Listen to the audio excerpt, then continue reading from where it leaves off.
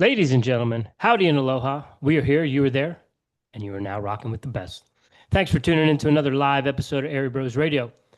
Today we're taking off the spikes and breaking down all the action from the 2025 NCAA Division II and Division III cross country championships, podium teams, national titles, All-Americans, culture, grit, and what's next as the road shifts towards indoor season. But before we get rolling, you all know the drill. This is a value for value show. So if you're getting any value out of anything we're doing over here, please give us a little love back, give us a little value back. Click on that link, buy us a coffee. Make sure you hammer that like button and are subscribed on YouTube. Drop a comment. Every view, review, and share helps us grow and give back to the sports we love. Follow us on Instagram at Airey Bros Radio. Make sure you're subscribed on Spotify and Apple Podcasts. And as always, this episode is fueled by Black Sheep Endurance for all your ultramarathon and nutrition coaching needs. And let's not forget, while we're here to shine a light on the program's athlete coaches we wish we had access to growing up as we were going through the recruiting process. If you're an athlete or a parent looking for that next level fit, you're in the right place. All right, ladies and gentlemen, we got a action-packed lineup for you here today. We appreciate you tuning in. From 12 to 12:20, Coach Ryan Chapman is back with us from Wartburg. They are the NCAA Division III men's third-place team. They had 4 All-Americans, most in program history. From 12:20 to 12:40, Coach Derek Stanley from UW-La Crosse, the men's Division III national champions, led by 4 top 17 All-Americans, 5 national titles in program history. From 12:40 to 1 p.m., Coach Dusty López from Williams, the women's Division III national runner-up. Coach López is the USTFCCCA Midwest Region Coach of the Year, Mid-East, I'm sorry. They had 5 All-Americans and a sub 1 minute, 1 through 5 split. From 1 to 120, Coach Daniel Moore from SUNY, Geneseo, the men's Division III runner-up. They had 3 All-Americans, a huge late race surge that edged Wartburg by 1 point. And then we're shifting gears at 120. We're going to the Division II ranks with Coach Paul Domenech from Wingate, back with us again for the 3rd time. The men were the Division II national champions, and the women were the 3rd place finishers with the program best finish. Coach Paul was also the 2025 NCAA Division II men's coach of the year. All 7 men were All-Americans. Outstanding. And from 1:20 to 2 p.m., last but certainly not least, our friend from Grand Valley State, Coach Jerry Baltes, is back with us. The women were the Division II national champions. That was their 8th title in program history. And the men were 4th with 1 point off the podium. Coach Baltes was the 2025 NCAA Division II Women's Coach of the Year. Without further ado, let's get into it, Prince. Bring him in. Coach Ryan Chapman from Wartburg, joining us from Iowa, I assume. Man, that was a close men's race, wasn't it, Rich? It was.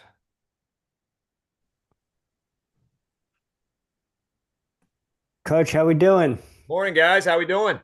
Good. How are you, Awesome. sir? I guess afternoon to you guys. Yeah. So, Go ahead, Jim. Coach, men had quite a race. It was very exciting. How was it for you? Well, bittersweet, right? I think that's the word for it. We were running to win, and we came awfully close. So we're pretty excited about the day. We talked about at the beginning of the year, we wanted to really focus on running our race and running our style of race. And with I don't know how closely you guys looked at it, but with about 100 meters left in that race, we figured in the scores we were either up by 1 or maybe down by 2 or 3 points. And then we had our guy drop. Which again, what are you going to do? It's cross country. It's hot. There's other ways we could have done that thing, but when the smoke cleared and we saw that we were 3rd, that didn't bother us at all. We got 3rd running for 1st. So there's not much more we can do. We've never had 4 All-Americans in the program before. So we feel pretty good about the season. We always talk about how the journey is the goal, and we had quite a journey this season. So I think the guys were pretty quick to bounce back from it. we were shooting for the title, but if finishing on the podium's a bad day, then we're doing pretty well for ourselves. So Yeah. and then yeah. So, Coach, I'm down here in Greenville, so I was actually on the premise the day of the race. I came out and watched. It was unseasonably warm for a cross country championship race.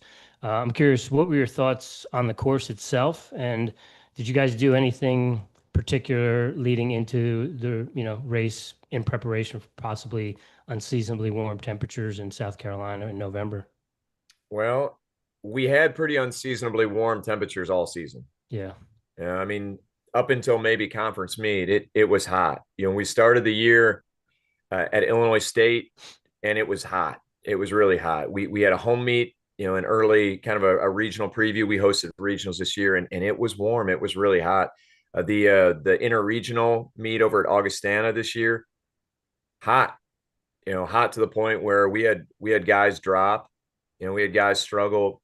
Week in and week out. So I think I don't know. It might be the new norm. Like your podcast doesn't need to talk about the climatology and the potentials therein. We can leave that as politics, science, all that. But man, it's getting warmer out there. Yeah. All we know is we're excited for Minnesota next year. Yeah. So as far as any sort of acclimation, we do that in track a lot more than we do it in cross country. I mean, we'll have seasons where we know we're going down to South Carolina, or we know we're going down to Virginia, et cetera.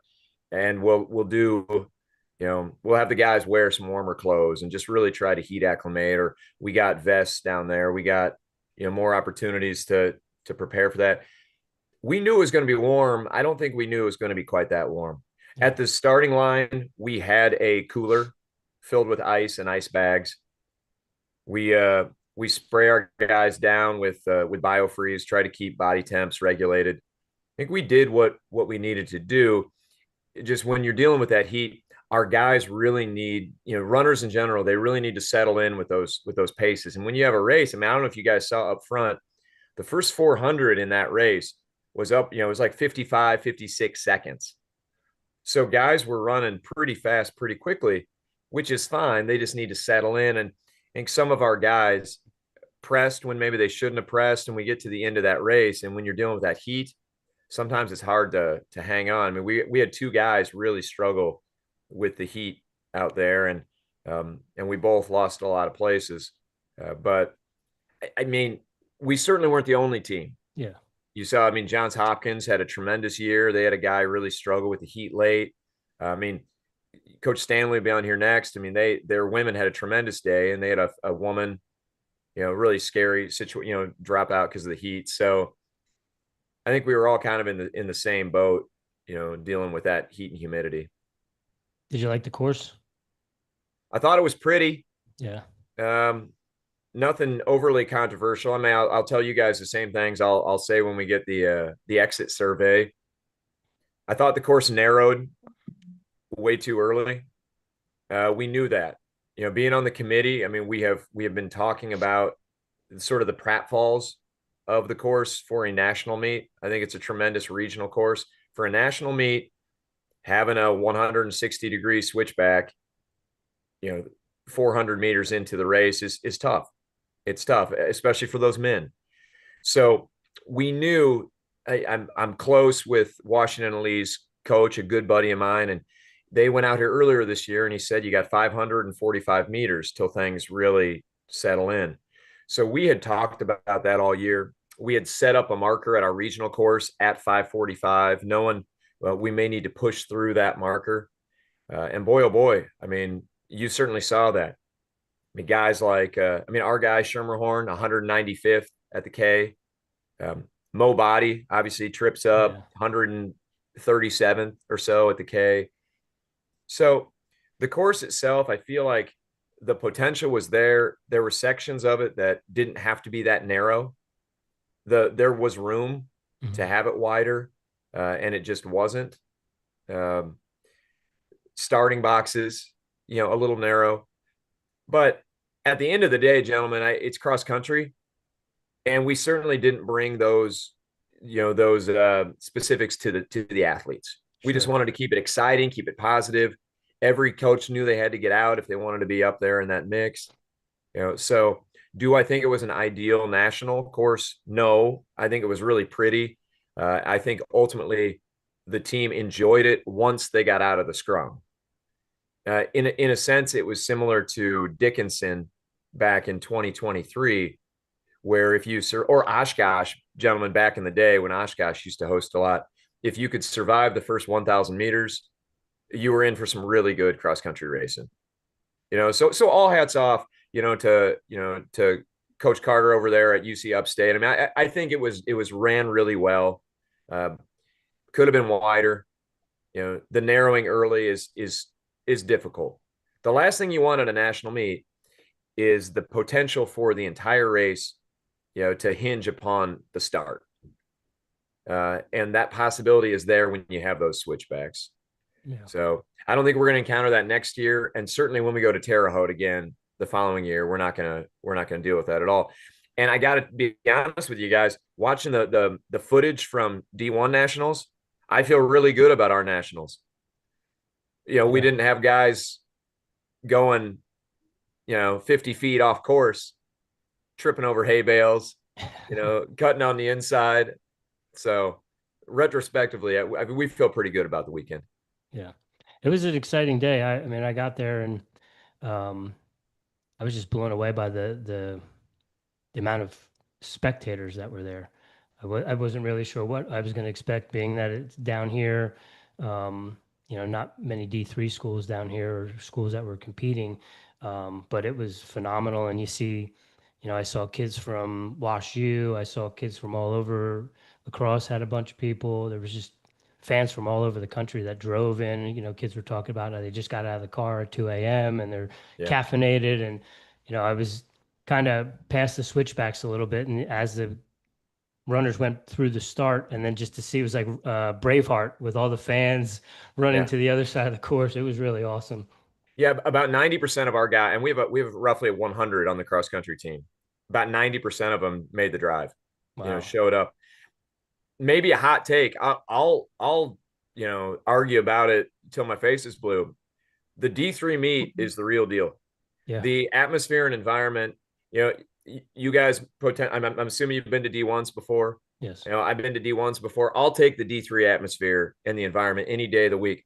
When you got your Wash U's out there, Geneseo comes out, in mass. Like you got, great guys from Tufts. Nebraska Wesleyan, they'll get back there. It used to be the tradition, they would bring a big teepee, and put a 40-foot tall teepee out there on the course. It's insanity. It's pandemonium. And you have that when you have large teams, when people show up. And I think that's the strength that we have at the Division III level, because our numbers are higher team to team to team. We just get more fans, more parents, more enthusiasm, more excitement. So I expect to have a similar atmosphere next year at the Arboretum up in Northfield, Minnesota. And it's going to be cold next year too, hopefully. So it'll be really, when you see those Wash U guys, barely clad, it might be 10 degrees. So nice. Yeah, Coach, I was unfortunately I was not there with Rich. I was sitting in this chair watching, and I was blown away. I was like, man, it looks like a party. I wish I was there. You mentioned all the variables of the course, getting out fast, quick switchbacks, your guys being in spots they didn't want to be in early in the race, had a gentleman trip up. Do you think they handled all that well and they were prepared for it? I think for our team, I think we handled it well enough to put ourselves in a position to get second, to get third. We were in a position with 400 meters to go to maybe steal a title. And a big part of that was La Crosse's 5 was drifting. At the same time, it's hard to beat a team when they have 3 in the top 9. And we didn't necessarily settle. If you see Wartburg run, one thing that you'll notice, or at the very least I want people to notice, our guys are really smooth. Our guys are really relaxed. We are not a team that presses. We're a patient team. We talk about pace a lot. We don't do the old adage 85%, 90%. Our guys, we hit paces. We talk about paces. Um, at the national meet, our guys were not as composed and as settled in as I would like for them to have been once we got around 2K, 3K. Some of our guys were really pressing in the middle, and they paid for that. I still think, and I don't think it's that hot of a take, our top guy, Hammeran's, as good as anybody. I think you run that race 10 times, he's a guy that can put himself in the conversation at the very least to be in that top 4, every time. Hammer was pressing. He was pressing. And when guys are doing that have that experience, they're letting the national meet be a little bit bigger than they are. And he wants it back so he can be more composed. And it's a different way of thinking about things, because I think a lot of other sports, you want the national meet back to be more jacked, to be more hyped. He wants the national meet back to have it be more symphonic, to have it be more patient, to have it be more thoughtful. We had wound up being our 5-man in there, a young guy, Solomon Zaug. That's Solomon's first national meet. 10 guys passed him the last K, and he's a speedy guy. I mean, he's a 50-point quarter miler, but he worked so hard in the middle instead of settling in. Whereas, I don't know, some of our veterans, Eli Larson, he ran about as perfect as you can get. The meet was never bigger than him. He found himself in a good spot and he settled in. So national meets will do that, to guys. I mean, the excitement, the enthusiasm, all of a sudden, you start doubting you doubt the things that got you where you're at in the season, and you feel like you got to press and you got to make big moves. I'll give you another example from our conference. Loris's 2-man, gentleman Eric Rutherford. This is a guy that I think we put 7 or 8 guys ahead of at the conference meet, and he finds himself 36th in the nation because the meet wasn't bigger than him. He ran composed, and it's a hard thing to do at a national meet, but when you do it at a really high level, man, you really see the reward. So I don't think our guys at Wartburg did a bad job about it, but they certainly were pressing more than they did at regionals, at conference, at the interregional meet, and it certainly cost us some points. No doubt about it. Coach, are you just eyeballing when you're on the course during the race, or you got your phone open and you're checking split times and updates like that as well? I tell you what, I think this was the first national meet that we had every K. Maybe I'm mistaken. When we were with Delta, I don't think we did K. So maybe last year we did it as well. It's pretty fun. Yeah. It's really fun. We talk about what are the things that can make cross country more applicable to fans.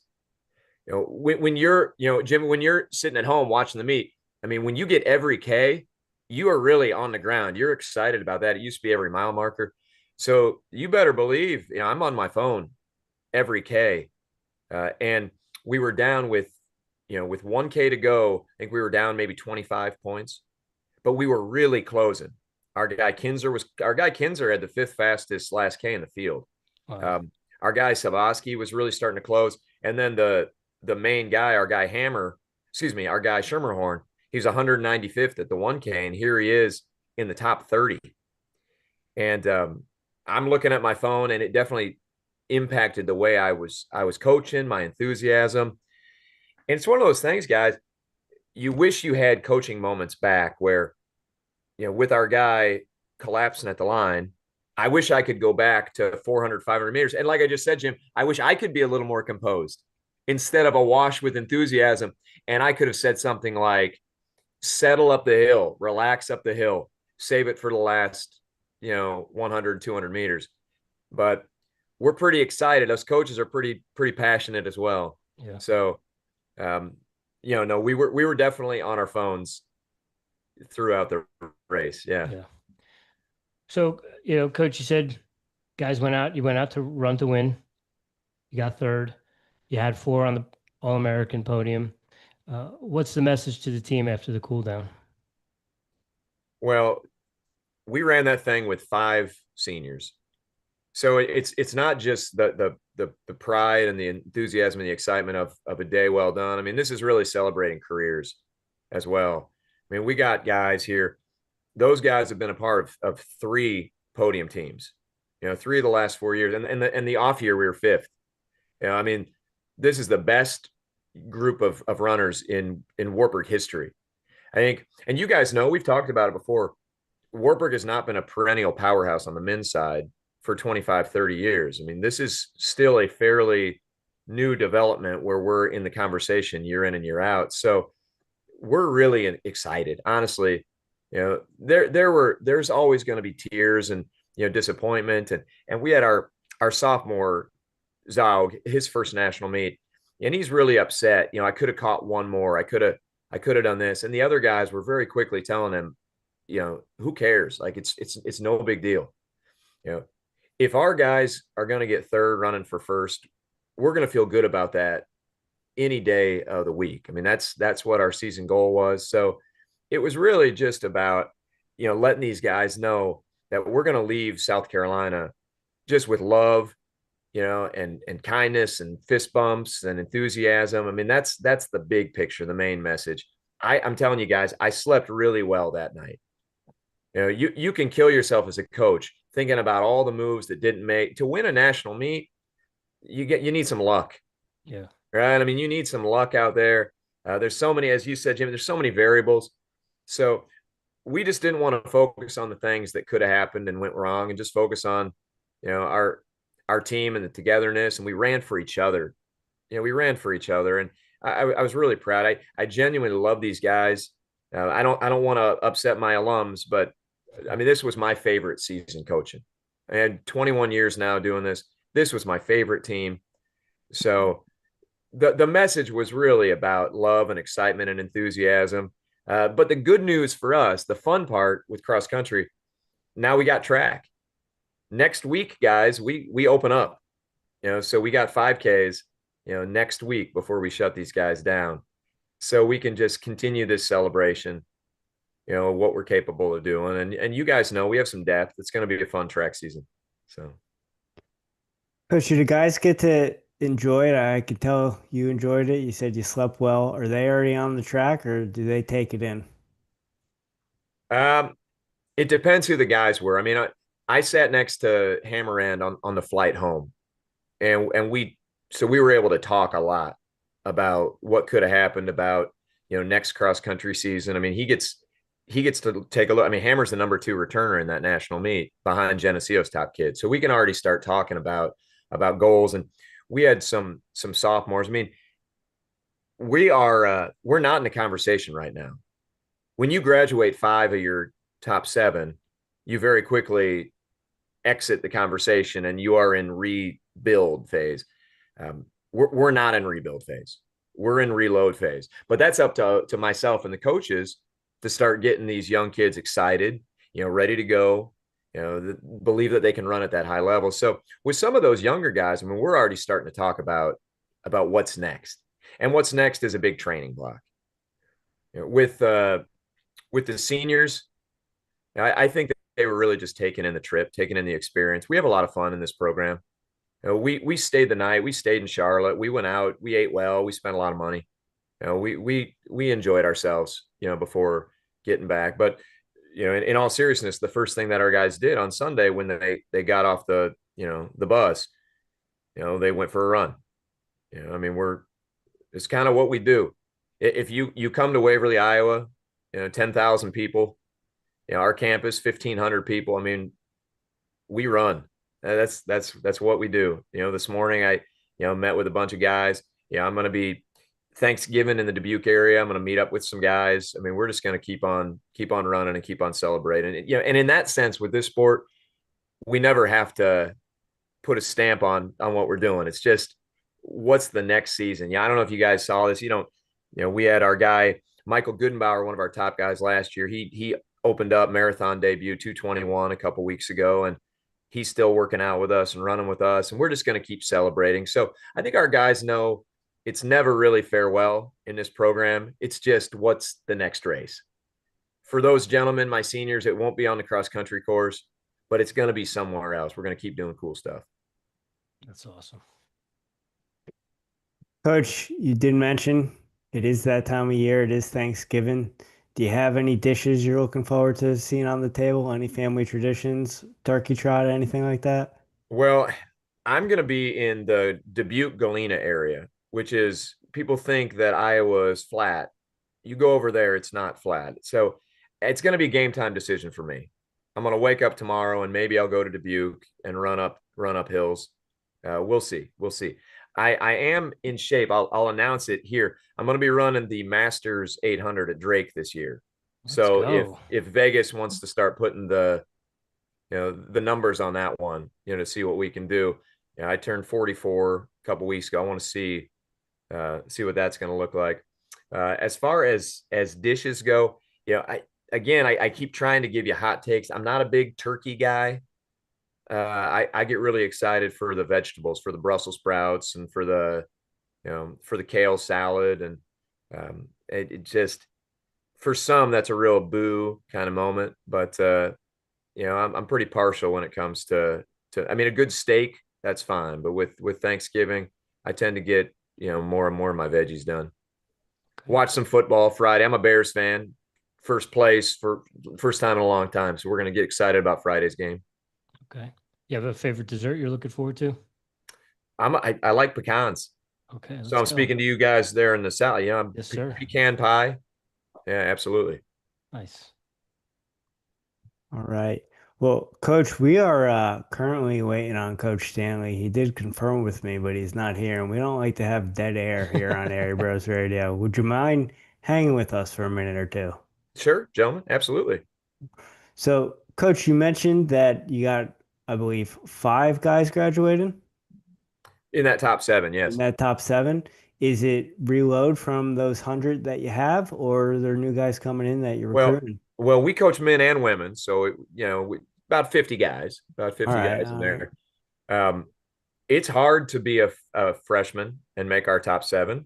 We got some pretty good recruits that we're talking to right now. We'll see, but yeah, I mean, we got guys in the stable ready to go. It's just a matter, and what I already mentioned, they have to be ready to go to run at a high level, relaxed. And I think sometimes it's the biggest sort of aha wake up moment for some of our runners when they realize, man, I run so much faster when I don't try as hard. And you know what I mean when I say that? Like when I settle in the middle, when I stay relaxed, when I genuinely think about keeping my heart rate lower, focusing on cadence, focusing on arm swing. Oftentimes they put themselves in a position to do really good things. So that's the next step for us coaches, is to get those guys that have all sorts of talent and all sorts of desire to get to the point where they can think about uncomfortable things in a comfortable way. They can start imagining running at a national meet and the heart rate doesn't shoot up to 190. They can watch that race, which they did. They all drove down to South Carolina, and they can visualize themselves in that field running at a really high level. Because if they're not ready to do that, yeah, it'll be a good story. We'll qualify for nationals. But once we're there, as I mentioned earlier, the meet will just be bigger than those runners, and they'll get eaten up. They'll do what we did. I don't know if you guys were covering it back then, but back in 2021, we went into the national meet ranked number 1, and we finished 9th because we had a lot of guys that just weren't ready for the noise, for the excitement. So it became so much about we have to win, so we're going to press from the gun, instead of simply knowing. In our program, I call it pickle jar confidence.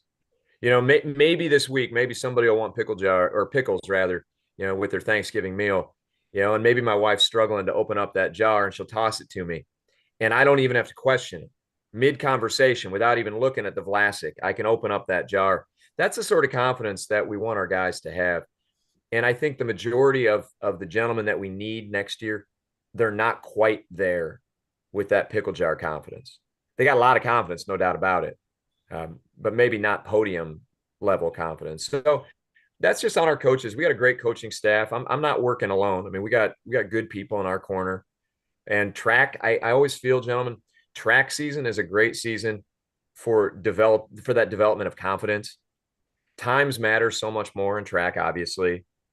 They get us every lap, so there's much more coaching involved. There's much more eye to eye in a race. They essentially have a spotter.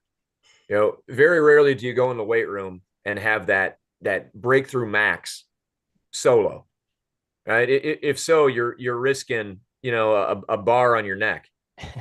Usually you need some help, and in track season we can provide that help and really keep eating away at at those times.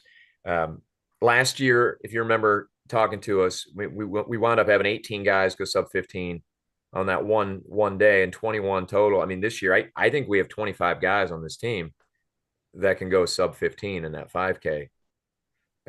So it's just a matter of which one of those guys is ready come cross country season to make that next step. So, and then we'll see about recruits.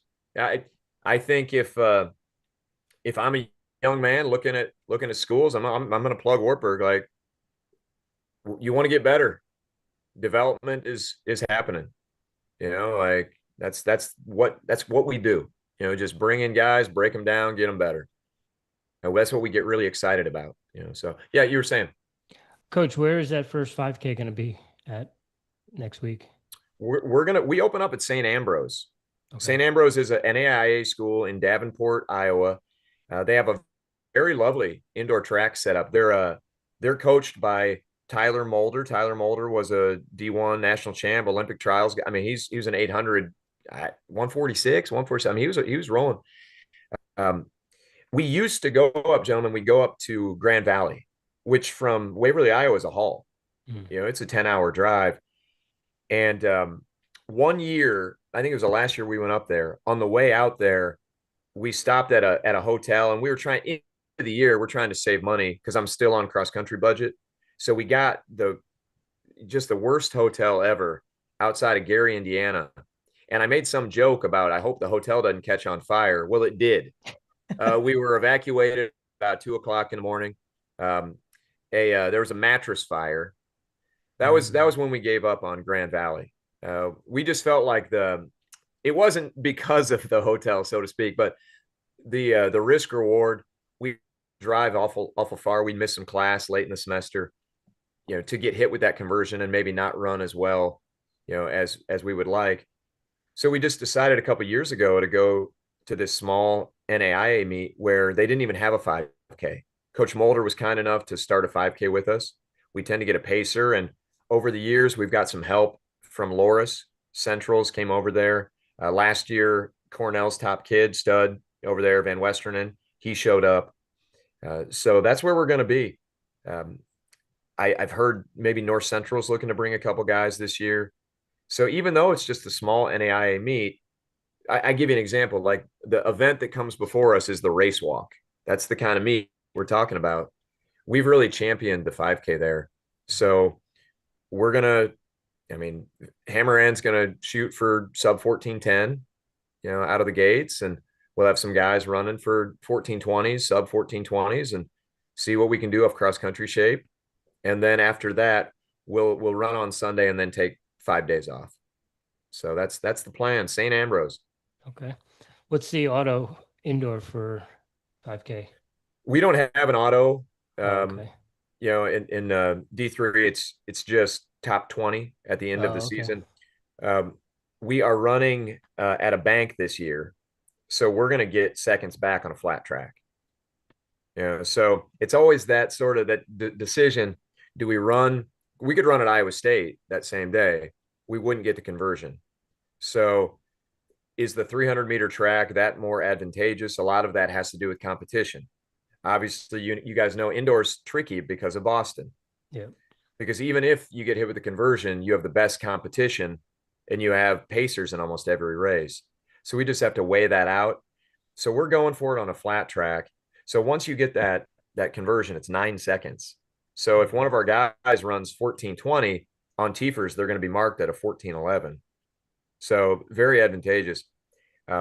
I would assume sub 14:15 is going to be, so that would be on a flat track, 14:15. So that would convert to like a 14:06.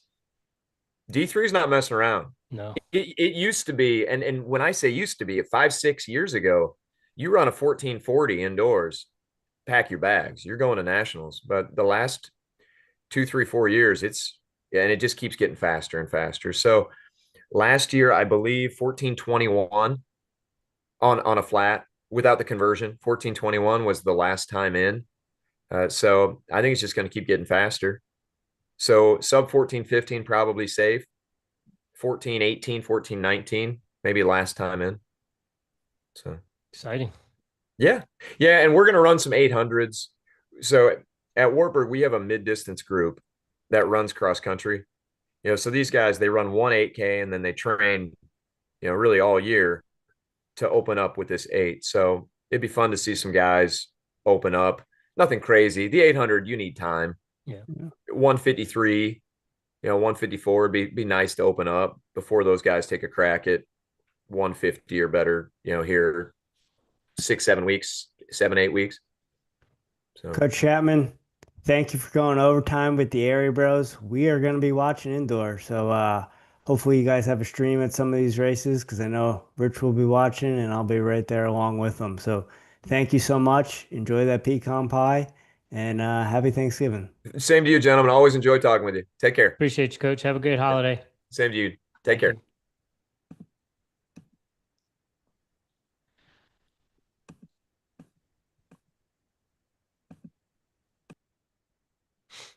All right. Hey, Coach. How we doing? Awesome. Thank you for joining us this morning. Yeah, Or my this afternoon. apologies. My apologies about that. All good. All good. So, congratulations, first and foremost. You got 2 on the cross country side. You got 2 national championships on the track side. It looks like you guys are hunting down that triple crown. Yeah, that's obviously the goal. Once you can win the cross country, when the shift definitely the focus shifts to the track and field season, and the track and field season is going to be that, hopefully that triple crown. So, Coach. sorry, Rich. Go ahead, Jim. Go ahead. Coach, how are those emotions during the race? Obviously, you're trying to defend that title. Knew you had a good squad going in there. Was it what you expected? Yeah, we talked about it before the race, and I think that what I said to the team is when you're going in as the number 1 team in the country preseason, and then you remain the number 1 team all year, and then you go into the national meet, like the idea of being successful comes down to one place, really, and so you have to achieve that in order to feel success. And so I wanted to make sure that the men knew that, the idea of winning a national title at this championship should not manifest itself in a feeling of relief. It should actually be joy. And that is it was very important for me to kind of let them know, like, that's what I wanted to feel. Instead of relief, we wanted to feel joy. And I think that was exactly what we felt, like we knew we were capable of doing it. The guys had their heads screwed on straight, like everything was good, and all we had to do was go out and execute, and we could make it happen. And it was great to be able to do that. And I know that they truly enjoyed that moment. I felt like they took it in with joy instead of relief.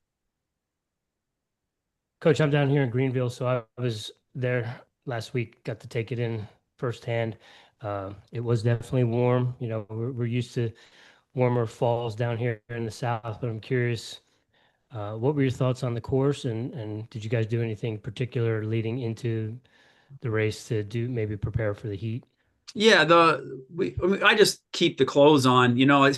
I tell the athletes to keep the clothes on during the workouts and as the temperatures start to drop, so that we can, try to simulate heat training as much as we can. I want them to be working in hard conditions. I want them to be working hard in conditions that, where they feel uncomfortably hot, right? So we still have jackets on, hopefully some, jackets, long sleeves, sweatshirts, that kind of thing, just trying to make sure that they can stay focused on making their bodies feel uncomfortable, because I knew that it was a possibility that the temps could climb.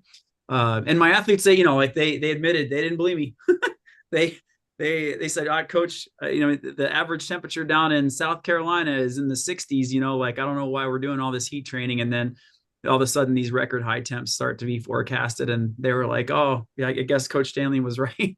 So I felt like we had prepared as well as we could have for it. But as far as the course, I felt it was a challenging course. There's no question about that. I thought that the narrow feeling of the course would matter in a national championship a little bit more, and it just didn't. And I think that's because the downhill start got people out, and it strung the field out pretty quickly. So I think that played into the ability to kind of move within the race, in both races, the men's and the women's race. I didn't think it would be as easy to move, and it just kind of it was. So I was like pleasantly surprised about that. Yeah, I've been on the course a couple times, and I always forget about those wood chip sections. Where it's like you feel like you're really rolling and flying, and then all of a sudden it's like you're running in pound cake a little bit there when you hit those wood chips. But the guys were flying, the gals were flying. It was a fun day to take in, and we were just talking to Coach Chapman about it. But the most impressive thing to me, other than the obvious performances, was the spectators.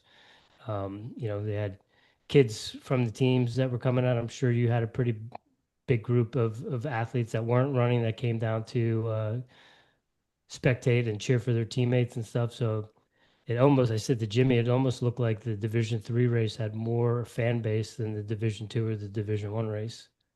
I would, what I've seen in videos and what I've heard from people who have been at both areas, Division III does have more of that that following. You can always expect big groups from UW La Crosse and Wash U and SUNY Geneseo, like the amount of people that come down and watch the race or wherever the race is, there's going to be a big following. And I do think it is quite special. It is very unique to our division. Yeah. Everyone's lined up on the start and the gun goes off, all the runners go by, and then I'm over on the other side of the field watching, and it's like a scene out of Braveheart with all the spectators running from the start to the other, to get to the next checkpoint to cheer for their athletes. It's people without their shirts on, people in cowboy hats. I think at one point in time I saw someone that was dressed up as Jesus. It was very fun. That the Jesus guy, he's a Wartburg guy. So that's okay. I found that one out this year too. I was watching, I got the chance, I don't get to spend as much time with my kids as I want to as a collegiate coach. And on Sunday, we got to watch the replay of the race. I specifically didn't watch it because I wanted to watch it with them. And so we sat and we watched it together. But one of the comments I made was how cool it was to see the runners come off the start line and then everybody just swell to a different direction, right behind them. That's one of the coolest sights I think that we have in our sport. Yeah, no doubt. I coach cross country down here at a local high school, and you get the new parents coming in, and I'm like, this is going to be different than any other sport you've ever been a part of. If you're going to want to watch and cheer, you're going to need to be in shape because, you're going to be running around from different spots on the course. And then they get done that first race and like, oh my God, you weren't kidding. Yeah. Yep. Coach, we know with technology nowadays, it allows you to track the race the whole time now, K to K. Does that change the way you coach? Does it change the way I coach K to K? No. I can't say it does. It does give us real-time information though. For instance, we were talking about, I was just talking with Grant in the office here right before I hopped on, and we were talking about how our assistant coach, Coach Robbie, had told him that what the team score was at the 5K, and that I think that might have had an effect on how he was feeling in the race at some point. Just it was kind of unique to have that information. I think back in the day, you think about not having that information and you're just kind of like working forward off of it and going off of faith. But I think there's a race plan to be executed, and that's what we're focused on. You have to have that race plan to execute right away. And if you can just keep your sole focus on that, I think I was listening to an interview with Al Carius, and he said he's talked about like working with supreme confidence. And supreme confidence is what he described as the ability to navigate any race condition, at any point in time. So, and have the confidence to do such. And so if it was like, 50 points, we're down 50 points and we need to get our butts moving, then, you have the confidence in order to do that. So I guess it is nice to have the information, but at the same time, I think the race plan and sticking to it and having trust in that is probably the most important thing. So, Coach, we got caught up with the schedule. We got to keep this Yeah. rolling. We don't want to cut you off.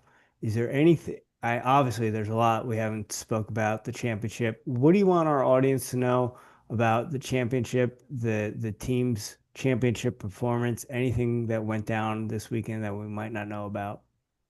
Oh man. I mean, I think that when you put it all together,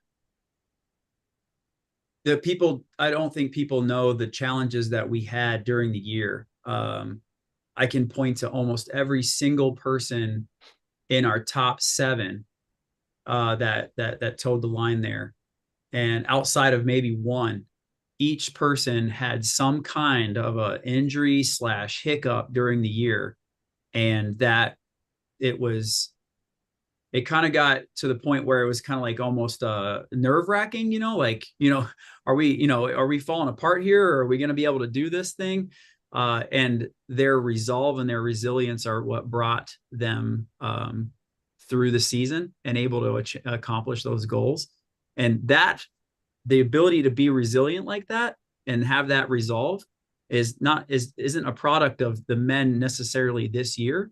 It is, but like that was also based on men that came before them. And in particular, the senior class that we had there in 2023 with Ethan Gregg and Isaac Wegner and Parker Hune and that whole class, Reed Anderson, like those guys, the way that they carried themselves and the way they put themselves into the program and invested them, in what we were trying to do, that made all the difference in getting them the ability to learn what that looks like, the everyday commitment to what that looks like.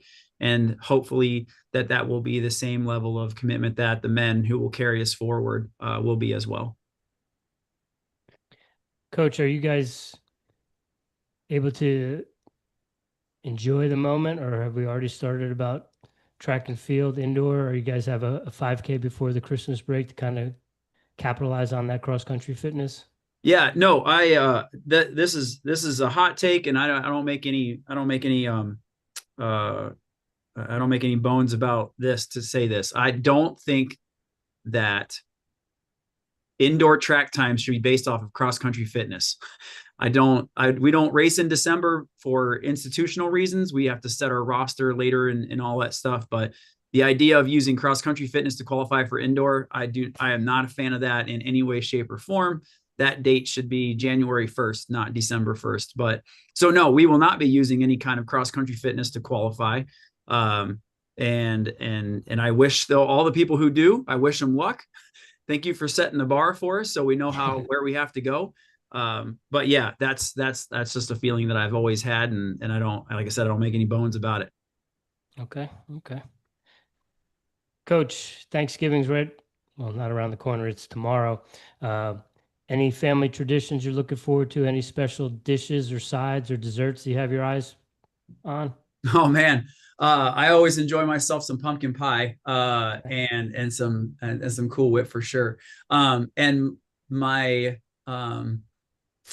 in-laws' parents, she does I don't know if it's called a pumpkin torte. I'm not very familiar with the lingo on the desserts here in Wisconsin, but it's I think it's a pumpkin torte, and I look forward to that every single year for sure. So we'll be heading across the state over to Appleton to hang out with my wife's side of the family, and and then we'll be making our way back because we're supposed to get a snowstorm here on Saturday, which will be just wonderful.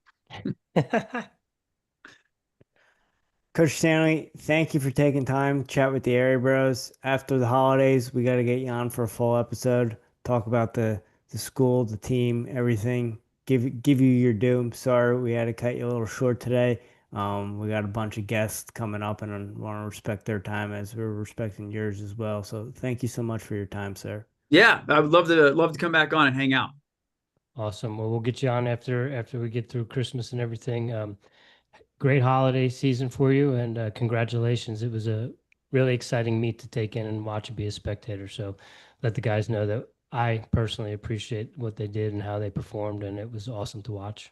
Well, thank you guys for doing what you do and promoting our sport, specifically at the Division III level, but also in all those other areas that you're working, NAIA, JUCO, D2. I mean, like, it's great. I love you guys are help grow our product, right? So I just appreciate that, and hopefully we can help grow yours. Well, thank you. We appreciate that. All right, have a great day. Thank Happy you, too, Coach. Thanksgiving.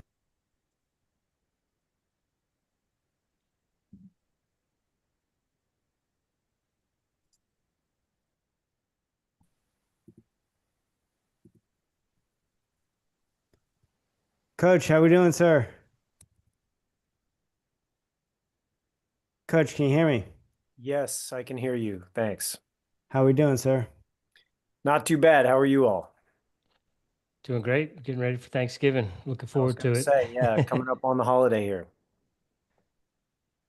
So, So- Coach, one, congratulations. Thank you. It was a great season. I live down here in Greenville, South Carolina, so I was at the meet last Saturday, got to take it in. It was really fun to watch. It was they're epic battles with men and women. How did it go for you? How do you feel about about the day?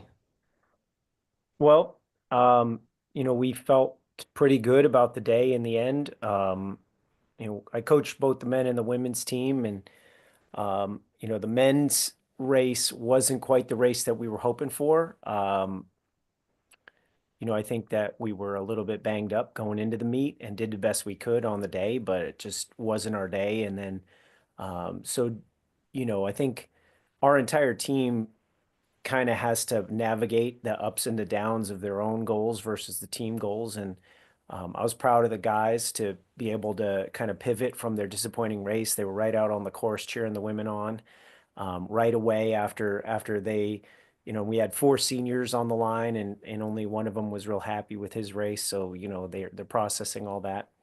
And then the women, we had hopes and the goal to win the meet, and that didn't, pan out. But if you look at how we ran, we didn't have anything to be ashamed of. We didn't, nothing really went wrong, so to speak. We just had a good day against a team that had a better day. And so when it was all said and done, I think we came home for the most part feeling okay about ourselves, about the effort. Certainly, the season was a real kind of amazing stretch for the women's team, and the guys had some real high moments there too. So overall, no real complaints, just kind of the challenges of sport, right? You want something, you work for it, and then in the end, you realize there are no guarantees, right? So you just kind of have to deal with whatever comes after. Coach, you mentioned the men not having the performance that they wanted, but then you had the women's race right after. How do you shift your focus as a coach? It is hard. There are times when you wish you had, even an hour to deal with it instead of, 30 minutes or whatever. But it's something that I've been used to since I've been at Williams, even as an assistant. So going on, this is my, I guess, 10th year now. And you just get better at it as time goes on. The team that goes first kind of understands. They get a little more attention in the lead up, and then they get a little less immediate attention right after their race. So both teams have been in that position, and they understand how it goes, and everybody kind of has some familiarity. But it isn't easy. You really have to try to, especially like on Saturday, the sort of disappointment that we felt for the men's team, you don't want to carry that into the huddle, like as you're saying your last few words to the women's group as they're about to go try to win a title, So you just take a couple seconds, try to compose yourself. I really lean on my assistant coach a lot in that role, just to kind of, we process it quietly between the two of us and then kind of move on. And it's like, okay, change, turn the page, and so, practice and some good help and just some conscious thought kind of goes into it. Coach, what were your thoughts on the course overall? I've run there a bunch. I've had my teams run there. Obviously, the weather was a little unseasonably warm, even down here in the South. Did you guys do anything special in preparation for potentially hotter weather? Yeah. I wish we'd have started a little earlier with the prep. I think there was a little bit of tension within the group, not like person to person, but just you don't want to look too far ahead. So you don't want to like start planning, oh, here's what we're going to do at nationals, when you haven't even run the conference race. It did occur to me, we probably could have done some, I don't know, hot tub or sauna or tried to do something to try to get ready for the heat. We wound up just about maybe a week beforehand, kind of putting on some extra layers. A couple people ran on treadmills when they normally would have been outside, things like that. But there really wasn't a whole lot that we tried to do. It was a very fair course. I liked the course just fine. I mean, that start was a little bit tense, with downhill and people go out really, really quick and then hit that hairpin.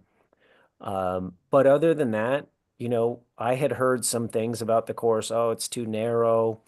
It's really not set up for a championship, blah, blah, blah. That none of that seemed to factor. I mean, I thought they did a great job with the course. I thought the meet was well run. I do wish it would have been maybe 10 degrees cooler, but that's something that every team's dealing with, right? And there's so many D3 teams coming from the Northeast or the upper Midwest, Great Lakes, that had to deal with kind of an adjustment to the temperature. So, that wasn't anything that we tried. We didn't sweat that too much. Yeah. Coach, I know you said you guys were going out there to win a championship. I believe you had 5 All-Americans. Were you expecting that? I wasn't expecting 5 All-Americans. I thought it was possible, but I really, for myself at least, maybe this is just semantics, but I really try to draw a line between, what's possible and what I expect. And I really try to leave as little thing.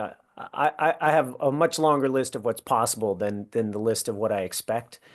And I thought this is a team that's good enough to have 5 All-Americans. And on a great day, maybe you pull out 6, right? That was like a home run hope, maybe. But, it just shows how great the overall meet was to have 5 All-Americans. NYU had 5 All-Americans as well. I mean, it's just like, that's so crazy to think that, 2 teams made up a quarter of the All-American spots. And if you'd asked me beforehand, hey, you're going to have 5 All-Americans, will you take it? I definitely would have said yes. I would have said absolutely, point total of 106, like that wins a lot of years, And so I think I would have taken that bet, but again, we knew NYU was going to be really good and we knew they hadn't run a full lineup at any given time yet. So, you kind of looked at it and you thought, well, they got the personnel that if they hit on the right day, they're going to be really tough to beat. And then MIT just also has that experience of winning last year, and they're really talented, they're well coached, all of that. Everybody's well coached. So those were kind of the 2 teams on our mind, and one of them happened to hit big, and MIT was right there until the last K too. I mean, they had a little bit of a tough last kilometer, but they ran an amazing race for most of it, and were right in the mix. So but yeah, 5 All-Americans. I don't think that's ever happened before at Williams in one meet on the men's or women's side. So that's a great accomplishment. We're really proud of the fact that on the women's side, we have the most All-Americans in D3, history or whatever. And so we added to that lead this year, and that's a cool feeling too. So yeah, definitely proud of all of the efforts. I mean, our seventh place runner was like in the 60s. I think she was like 62nd or 67th or something like that. Like that's a deep team, right? Like that's a great situation to be in. So felt really proud of that team all year long, and nationals was no different. Coach, as the race is going on, we get 1K updates, the whole race. Kind of changes definitely as a fan perspective, especially if you're not on the course running around like a crazy person checking it all out, or if you're watching the jumbotron. But as a coach, are you utilizing that technology in real time?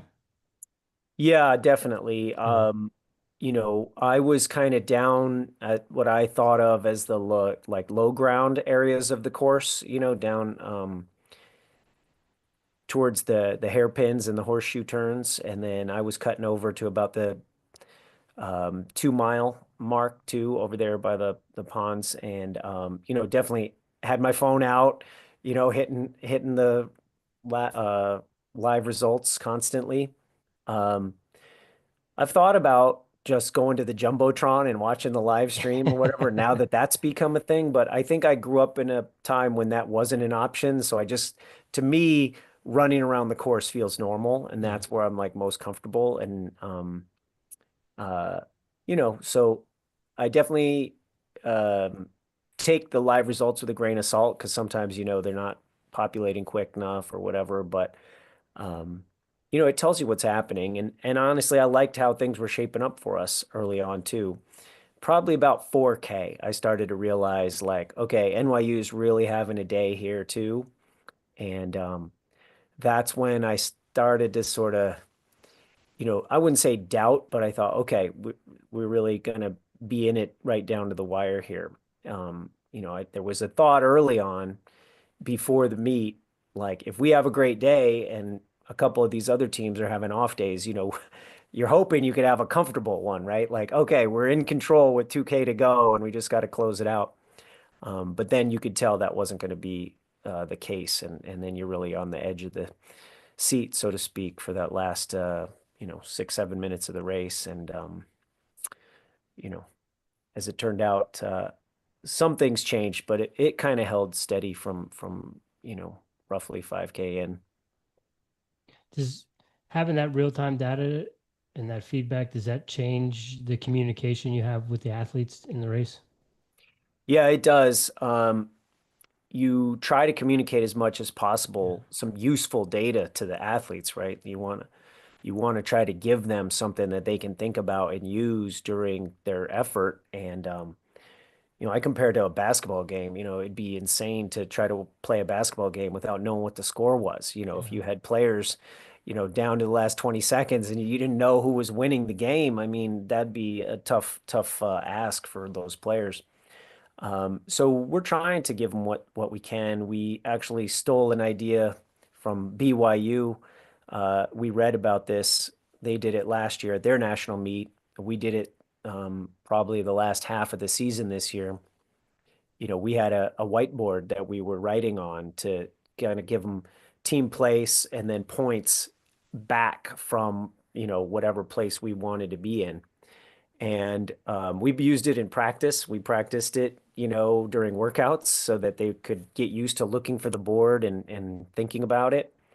We used it from the con invite through conference, regionals, and nationals. And I mean, it's pretty low tech, but I started to see other teams adopting similar things too as the season went on. And I think teams will continue making those types of efforts, trying to give their people something to work with. Coach, is it anything about the team that we haven't covered that you want our audience to know about the championship weekend you all had? Yeah, I mean, I think I think that what will stand out to me about this group is just they love to compete. This wasn't a group that we've all coached people who, maybe they feel like conditions got to be perfect for them to compete. They don't want to race unless things are really lined up with their training and the conditions and the competition and all that kind of stuff.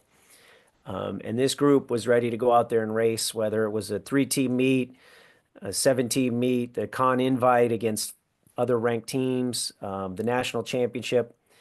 A couple of them I wish I would have held out if they were dinged up, maybe held out of the regional or something like that. But, I don't take it for granted anymore when a group really decides that being competitive is part of their ethos, and this group struck me as just a competitive group. It's something we've talked about a lot over the last couple of years, is just being ready to compete, understanding you're not going to control every variable, but you can control your own effort in a race. And this group just did a really good job of that overall, men and women, and particularly the women, just dealing with like kind of the shuffles in the lineup. We never really had the same, top 5 or 7 in order all season long. Nobody had like what they thought of as like a defined role. They just liked to race, and that was cool. And I think that's something that is worth noting about this group. Coach, thank you for sharing that insight with us. Tomorrow is Thanksgiving. You got any Thanksgiving traditions you're looking forward to? Any special meals, anything? Well, we got a lot of family coming into town here. I'm at home right now. You can probably tell this isn't my office. It'd be nice to get a little break after cross country. That's a tradition, is just trying to turn the brain off a little bit from thinking about the season and training. Probably play catch with some of my kids and nieces and nephews in the yard because it's a little warm this year. And just looking forward to, a big meal around the table with a lot of family. No turkey trot this year. That sometimes we'll do that. This year, no turkey trots. We're gonna just keep it low key. Right on. Well, Coach, congratulations on a great season to you and the ladies. Thank you for joining us, and have a happy Thanksgiving. Thank you. Thank you for the invitation. Love chatting with you all. And same to you. Have a good Thanksgiving. Coach, good luck indoor. Great job All right. this season. Appreciate it. Take care. Take care. Yep. Bye-bye. We got Coach Moore coming in, Rich. Okay.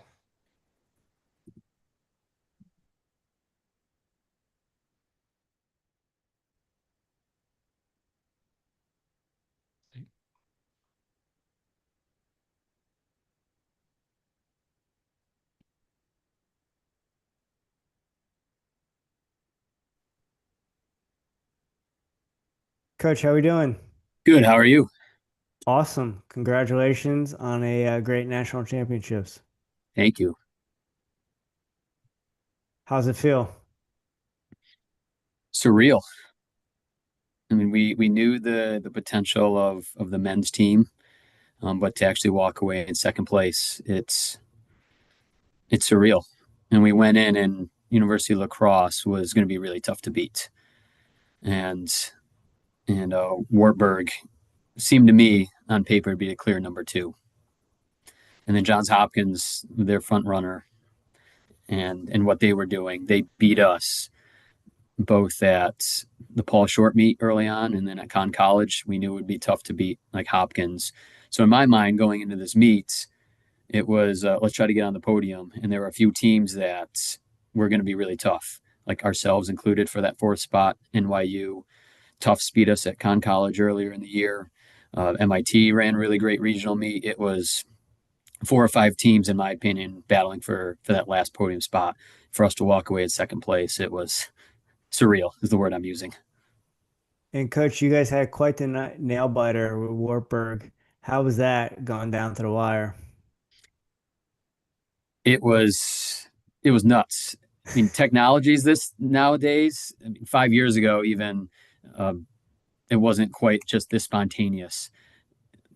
Kudos to Leon Timing and what they did at that meet. There were splits every 1,000 meters. It was awesome just to see like where we were. I mean, with a K to go, we were 6 points up on Hopkins. We were in 3rd place. Hopkins was in 4th place, and we had I don't even remember off the top of my head, about 140 some points, 149 to maybe 155 from Hopkins. And Wartburg had 104, I think, going into the last K. So I'm like, okay, we're running for 3rd place. We have 6 points up on Hopkins. We just gotta keep it together. And then I looked at the final results and I saw us at 131 and then Wartburg at 134. And then it started to populate a little bit more. And then it came down to, I think it was us at like 132 and them at 133. And I'm like, is this going to change? Are they going to flop? And it just kind of stayed. I was like, holy smokes, what just happened? What did we do? And it was just so gratifying when we saw that. But that nail biter of that 1 point margin can't come any closer than that. What I told the team going in beforehand is we need to be in a position to capitalize on any one of those teams in front of us if they have an off day.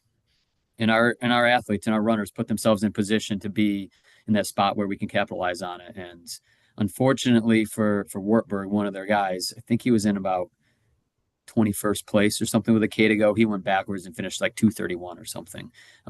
Something really rough happened there, but we were in a position to capitalize, and we did that where we were the runner up. It was crazy. It's crazy as a fan to have that real-time information coming up, and I was there, so I got to take it in firsthand, and unbelievable. Just the fans, the athletes. It was quite an impressive event to watch. I'm curious, with the technology that we have and you have, and you're getting those updates, and are you using that information does that change how you communicate to the athletes as best as you can? 100%. Yeah. I am telling them live time, hey guys, we're in third place. With 1,000 to go, I said, we're up. At the time I was yelling to them 5 points because it hadn't populated totally yet. But I was like, we're in third place. We're up by 5. We got to go get more bodies. Let's go get some more separation. Like, they are hearing that from me live time. I was strategically placed right at the bottom of the hill before they were going up it. I said, okay, we got to go get bodies on top. And we did workouts throughout the season to really uniquely prepare us for that, of doing hill repeats, cresting the top, and then hammering for 200 meters. So we said, just like in practice, we're up 5, let's go get some more. What were your thoughts on the course, and with the temperatures being what they were, probably maybe knowing that going in, did you guys do any heat training or anything particular to maybe prepare for unseasonably warm championship weather? Well, when we first got to the course, this is the first time I'd actually seen it. My first impression was this is a very fair course, but it seemed a little narrow for what like a national meet is. Mm-hmm. So we said, positioning and execution is going to be extra important this time around. So, but with the heat, we also didn't want to get out too hot. It's every cross country race, especially at a national championship. It's that fine line of getting out too fast and getting the oxygen jet early on, or not getting out hard enough and being swallowed up by the field. So we got to prepare for that, execute for that. You also got to get a little lucky, because if you're 3 or 4 seconds per mile faster, you might be in that upper third echelon that we want to be. But if you get out just that 3 or 4 seconds slower, you might be sitting in 200th place. 2 to 3 seconds, 3 to 4 seconds can make the difference between being in 120th place or 210th place. So that was the initial, thought process throughout it is we got to get out probably a little bit faster than we want to, just because it can narrow down. It was about 500 meters in that first turn, and we didn't want to get pinched in. We got really lucky with a box draw being way out on the outside. We were box 49 of 50. So we knew the whole field wasn't going to be crashing down on us. So we lucked out on that end a little bit. But we didn't really do any heat acclimation training other than when we got there. We arrived on Wednesday. We said, we're running over the course. I know it feels warmer. I know it's like 65 degrees and low 70s. Let's keep the tights on. Let's keep longer sleeves on. Let's just try to over acclimate a little bit so it might feel a tad cooler on race day. So it was just a couple day thing when we got there. Coach, this is the team's 4th top 3 finish since 2015. What does that mean to you in the program? Well, I came in 2015. Well, I took over the reins in 2015, and I was an assistant coach here starting in 2011. So I inherited a program from the late and great Mike Woods. He was my coach. I'm an alumni of the program as well. I ran for Geneseo in 2002 to 2006. And then to come back in 2011 as an assistant coach and then take the reins has just been a tremendous honor. And so I inherited a program that the cupboards were pretty full. So I got to give credit to Mike Woods and what he built. He was here for 23 years. he really put Geneseo on the map. It was my sophomore year in the fall of 2003 when the men qualified for nationals first. It was the very first time Geneseo in the history of the program ever qualified for nationals. And we haven't missed it since. And then when I inherited the program from Mike Woods in 2011, it was my first year as assistant coach. They had finished 4th place. So that was the first time they ever got on a podium. And we missed a couple since then. And it was my goal is let's get back to this. And in 2015, we finished 3rd. And 2016, we finished 2nd. So we had some immediate success just building off of all the work that Coach Woods has done. So I'm not even going to give myself credit for that. That was all Woodsy. He was still a mentor to me. He was coming to some practices. At that time, if we can, really remember back for Division I NCAA basketball, UConn was going through the same thing. They had just retired their great coach, and then he was kind of a coach emeritus helping out the next guy, and then they had won off the back of the work that the coach had done before. So I give all that credit, all that success to Coach Woods. Like, he was still there in my back pocket, helping me, mentoring me through that. And it was all of his guys that he recruited. I helped part of that recruiting process as an assistant coach, but that was, really the glory to Mike Woods on those. But my messaging to the team was, okay, we've been getting to nationals now since 2003. Let's switch the messaging of let's just not get to nationals, but let's do as well as we can. And we wanted to, podium and get back up there. The team in 2014, oh my goodness, I don't remember. I think they finished like 23rd or 24th. And then we went from 23rd or 24th place in the country to 3rd. We had a freshman phenom, Isaac Garcia Casani, that really helped bridge that gap from in the 20s into the podium, into the single digits.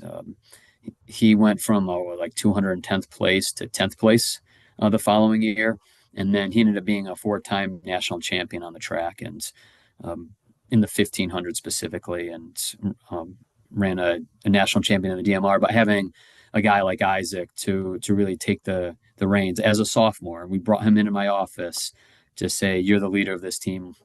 Let's really gear this up. And he just took that and ran with it. And it was fantastic. So yeah, in 2015, 2016, getting on the podium, what a great way to start a career. And then we were really just, in the top 10 all those times. We wanted to get back. And then 3 years ago, we were at Michigan State, and it was something like -6 degrees. And we were the 21st ranked team going in with the seeds, the rankings. We jumped on the podium. That was more execution. We got to get out because we knew our tires would be spinning in the snow, and then just been fighting to get back in there since. So 4 in the past, this is my 11th year as head coach, but one of those years was COVID. 4 in the past 10 years it's been pretty great. And we want to just keep that streak going now. Let's get a couple back-to-back podium finishes. What do you think the difference was this year?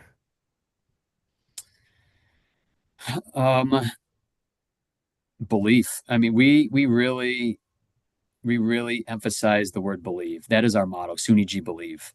And this group of guys, more so than any, just had that belief coming in saying, we can do this. When we looked at our track times from the spring, that's when we really started to really believe, saying, okay, we can run with the best in the country now. Ryan Hagan finished 3rd in the 1500. He ran 14:04 on the track in the 5K. We had 2 sophomores run 8:50 and 8:52 in the steeplechase. Anson Butler ran 14:25. It's like, okay, we've got a returning group of guys that on paper are the best returns that we've ever had. So it started in the belief over the track season. Historically, we've been a little bit better of a cross-country program than we have track, but we're starting to bridge that gap on the track now, and just gives them the confidence, like, yeah, we can go run with anybody in the country. So that belief on what they were doing on the track really carried over the summer and into this fall. Coach, you doing this with all New York guys? Yes. Wow, that's awesome. So yeah, we are SUNY Geneseo. SUNY stands for State University of New York. In-state tuition for New York State is really, where we recruit primarily. I don't intentionally recruit out of state. For those that are out of state, if they fill out a recruiting form or go on our GeneseoKnights.com website and check us out, and they reach out to me, then I'll I'll go with that, like recruiting side. But for me, actually like reaching out and recruiting is primarily or was 100% in New York. And yeah, all of our guys are New York that were on that line, all 7 of them. That's amazing. Bet So those guys homegrown have boys. that they have a lot of pride in not only in the school but being from New York and being able to do that together. Definitely. We're even though we're not there now, we're Jersey guys, so you know, we wear that on our sleeve and with a lot of pride, both as runners and wrestlers. So I would imagine it's the same for the gentlemen in New York as well. Fun fact, I wrestled in high school. All right, let's go. go. I came from a small high school in New York State, southwest corner, Southwestern High School. And I actually didn't run cross country. I played soccer. I wrestled in the indoor season because we didn't have indoor track, and then ran track outdoor to get in shape for soccer. And then I started to get better at track. And I said, you know what, I got to see what I can do doing this year round. And I went to Geneseo primarily to be a teacher. Geneseo is a great school of education. That's what Geneseo was founded on. And did cross country for the first time and really fell in love with that more so than running track. And cross country really became my identity, and just taking that just gritty wrestler mindset, putting it into running and lessons learned from high school wrestling. I really put forth to the athletes now that run for Geneseo. That warms our heart, Coach. Coach, you got 2 bigger fans now because we cover wrestling here and we cover track cross country. So you got the Airey Bros in. Is there anything about the program that we haven't covered that you want our audience to know? I mean, we just touched upon it. It's a bunch of homegrown men, we'll call them boys to men, like coming in. I mean, we're really blue collar here at SUNY Geneseo, where, you know, the state school, the SUNY system is kind of crazy. There's 64 schools within the SUNY system. Wow. There are Division I schools. There are 4 Division I schools, and then there are all different shapes and sizes within that. We're a fairly small school. We've got about 4,000 students in the entire campus, and just going up against those Division I SUNY schools, all the private schools within New York State. You know, we've got our hands full on a recruiting standpoint, but we're one of the premier distance running programs in all of New York State. Of course, hats off to Syracuse. They just finished 4th in the Division I. You know, they're the premier school. And then us in NYU, we're battling it out for one of those other top programs. You know, we've got Cornell as an Ivy school, and Columbia there in New York. I mean, we've got our hands full in recruiting front, but just want, you know, any of those viewers out there to say, you know, check out Geneseo because we're doing something right. It's the culture, it's the team. That's what really sells this. We're not going to be wowed by our facilities or lack thereof, but it's the culture and the people. We've got really, really phenomenal individuals that want to be part of something bigger than themselves, and they wear this name Geneseo on their chest really proudly. Man, it's the people that make Geneseo special. I imagine that trophy behind you does a little help for recruiting. Yeah, we got. You probably can't see them, but yeah, there's a couple behind, and the level of success that an athlete can have here is what sets Geneseo apart. Coach, Thanksgiving is tomorrow. Do you have any dishes you're looking forward to? Any Thanksgiving traditions? I'm a traditionalist. Turkey is my favorite food, so I'm just gonna pound up on that. During my high school days, I couldn't eat a lot of that when I was in wrestling season. I feel you. From that, so that was tough. That. Thanksgiving always came. So even to this day, you know, 20 years post high school, I have lost time to make up for it. So I like the turkey and the mashed potatoes and gravy. That's that. And I have a Thanksgiving meal with the in-laws, with family. My parents now are snowbirds, and they're in Central Florida, so don't see them for Thanksgiving, but we'll go down during the Christmas season. Nice. Coach, thank you so much for taking time out of your day to chat with the Airey Bros. Congratulations to you and the squad. We'll be following you guys in indoor track and outdoor track. So best of luck and happy Thanksgiving. Happy Thanksgiving. Thanks for having me. And, you know, congratulations to Wisconsin lacrosse for being the champs, and for Wartburg for really putting up that fight that they did. And then NYU for grabbing that last podium spot. Congrats to those programs as well. They're doing great stuff. But thanks again, guys. Coach, good luck with indoor, good luck with outdoor. We'll be following along, and have a great holiday tomorrow. Thank you. Take care. All the best. Blessings. All right, ladies and gentlemen, we'll switch gears to Division II. Coach Paul Domenech. There he is, Coach of the Year. Hey, how are you? Good. How are you, sir? Good, good, good to see you guys again.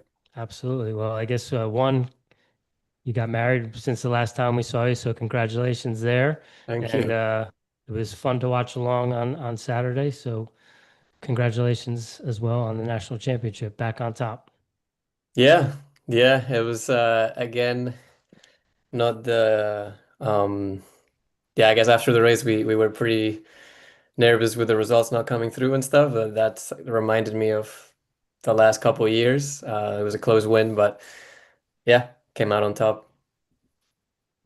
Coach, well, first of all, congratulations. Like Rich said, you won in 23. Last year, you guys got second, and this year you took it back. What do you think the difference was this year? Well, I don't know. I don't know if there was a lot of difference, to be honest. Like, I think last year we had a similar race. Like when you look at the amount of points that we scored the last 3 years, it's been pretty much the same. I think last year Colorado Mines had just an outstanding race that we couldn't kind of. I guess they just outscore us a little bit at the front.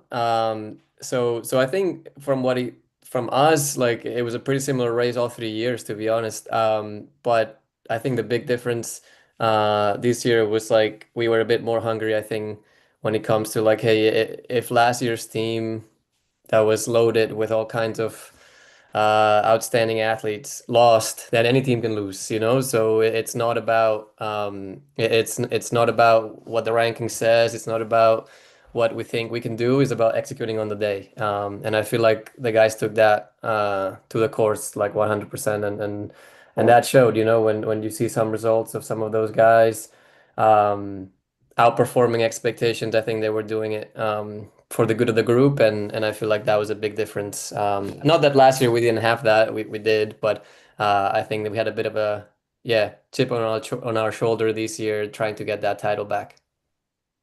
7 runners, 7 All-Americans. Is that the first in program history? That was last year. Oh, We it was actually last year. we actually missed one this year. Oh, I'm sorry. No, you're good. Our seventh runner was 45th, I believe. Okay. I have the results right here. Yeah, 46. So we had 6 this year. Last year was 7, but I mean that just shows you like last year we had a great race. Just we fell short by 3 points. Rich, I Well, apologize for that flub in the that's notes. that guy. Coach, you know, great day with the men, but also we made history with the women's program. Let's talk about that a little bit. Absolutely. I mean, that was I felt like I was sitting on a secret all year, to be honest, on the women's side. And we follow our own strategy of like not necessarily racing a lot and not showing our cards a lot. At conferences, we only raced 3 of the 7. At regionals, we only raced, so I guess we raced the other 4. So they never raced together all year until nationals. And I just knew that if performance-wise, we were one of the best teams in the nation. We just relied on a lot of freshmen. So that was the only, I guess, question. But I just really trusted them. You know, like the 3 freshmen. We had 3 freshmen in our top 4.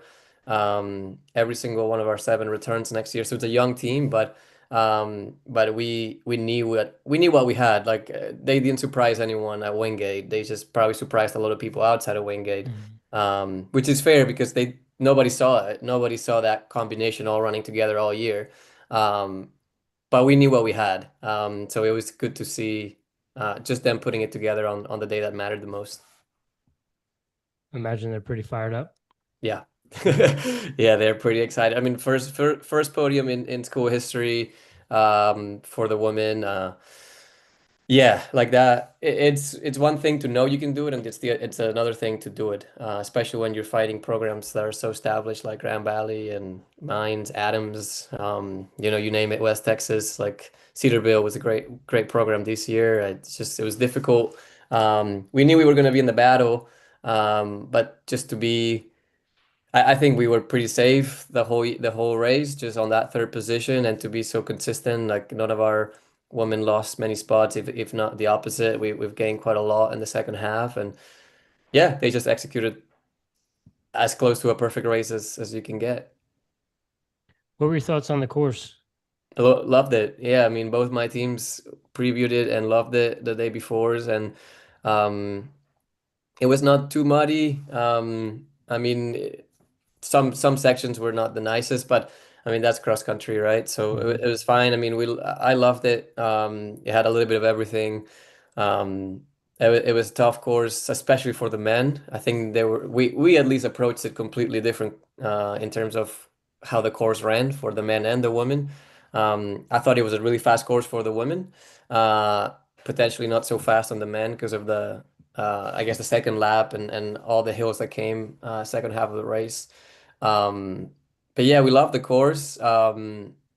That's always good, when you get back to the hotel after previewing the race and every single one of your men and women tell you like, yeah, we love this. Like this is gonna be fun. We're gonna enjoy that. And that's how I felt. I mean, I ran the course on Wednesday or Thursday, I think. I ran the full 10K and then I ran the full 6K, so I did 10 miles there.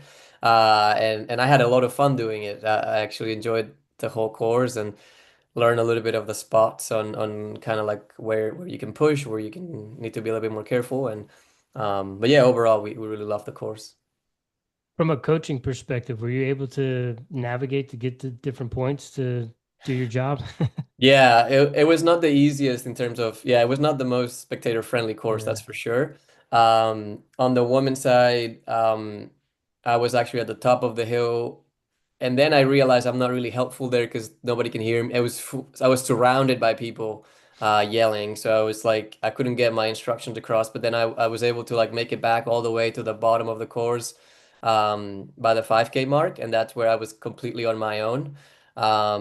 They did kind of like a 180 degrees, so I was able to see them before the turn and after the turn, and that was great for me to give information, especially kind of back end of the course. Men's side. I kind of gave up on the top section of the course. I said I'm not going to get up there because I'm not going to make it back.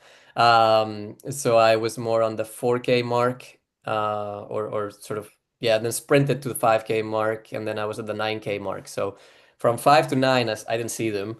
I was just relying on Coach Matt and some of our assistants on course to just kind of give me feedback. And obviously the live results are great. But I was just waiting at the 9K, and I thought me being at the 9K was going to be a good idea, and I think I was able to provide some information there that was helpful. So yeah, not the easiest for coaches, but I thought it was a great course, and yeah, I mean we had a great day. So Yeah. Coach, you said waiting at the 9K. Now, correct me if I'm wrong. I think I might have saw you. Did you have a cup of coffee in hand? I don't think I did. I All don't think I right, did. all right. I text Rich. I'm like, I think I saw Paul. I think he had a cup of coffee in his hand. But then when I Yeah. saw you at the awards, you had a different jacket on. So I'm like, maybe that wasn't him. Yeah, no, I don't think I did. I definitely had a few coffees before the race, but yeah, on the women's race I really had to run. I actually even turned my watch on. I was like, this is gonna be a run. I was running a little bit low in miles this week, so I was like, let me lock these miles in.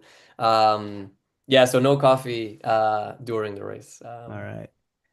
So you said having to wait at that 9K to get results. Was that the most nerve-wracking part of the race for you as a coach?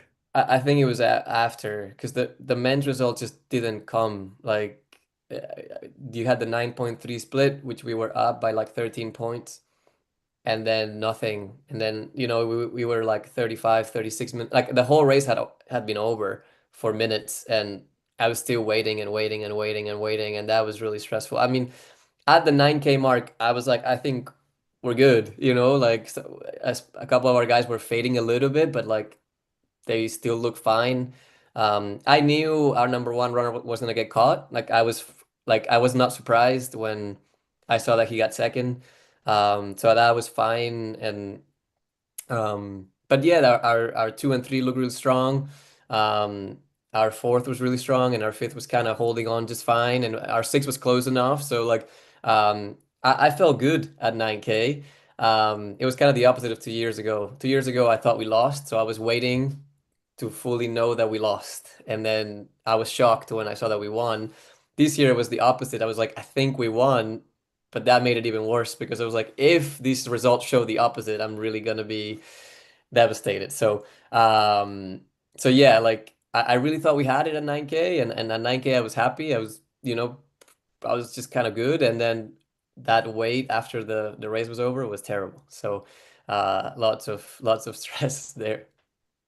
When it comes to the expectations of the 1 through 7 all season, I know you said the women hadn't raced together as the full 1 through 7, but on the men and women's side, did everyone kind of fall in line of where you thought they were going to be, or did some people perform out of where they have been during the season? Yeah, I mean, I think on the women's side it was pretty chalk. I think we were pretty right where we needed to be. Um, Probably true, like our probably one of our other girls could have been with our 1-2. They've been racing together all year, and she faded a little bit back. But I mean, that's just part of what happens in nationals. No, not everybody can have the best race, but it was close to it. On the men's side, we had a bit of a week. Like one of our guys that was supposed to race got sick, and we had to make a substitution last minute. And the guy who we put in actually became our number 4 runner. So it was, like a guy who wasn't supposed to race. Just stepped in and became our 4th on the day. Our number 2, Sam Gilson, I mean, I will challenge you, he has the slowest 5K PB out of the whole top 50, I'm sure. Like we saw it coming, but again, there's one thing to know, like, okay, you're training well, and then the other thing is to mix it up with guys who are like way under 14 minutes for the 5K, and he's a 14:19 guy. Um, he just put himself out there and never left the top 10. And he was battling guys that on the track have much better PBs than him. So again, not that I'm totally surprised, but just really proud that he was able to stick there. So and not necessarily expecting him to be in the top 10 before the race started.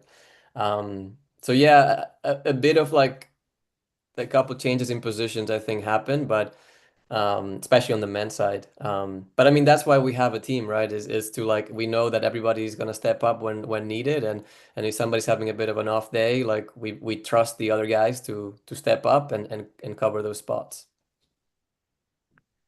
Coach, curious, emotions are high. There's a lot of stress, waiting for results, different things, excitement, first time in history for the ladies.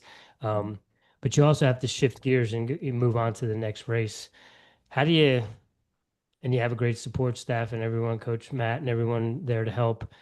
How do you stay calm, cool, and collected, keep your poker face on, regardless, to get from one team to the next to make sure everything's dialed in and ready to go for when the gun goes off for the second race? Yeah, I let a little bit of emotion go. I'm not gonna lie. After the women's race, it was it was a lot of pressure, I think, for that one. Just more so because we really wanted this. We really wanted to show. It's not even the podium or the result. It was more like I just felt like we had a team that was ready to go, and I wanted them to show their true potential, and I think they did. So when that, and that's not easy to do. So when that happens, you released a little bit, and obviously I found the girls. They were all excited. They were on the podium, and we celebrated a little bit. But especially we had a whole crew of supporters. Like we had 30 guys and girls coming from Wingate. We drove them like 30 hours, I guess, yeah, 15 hours up and 15 hours down.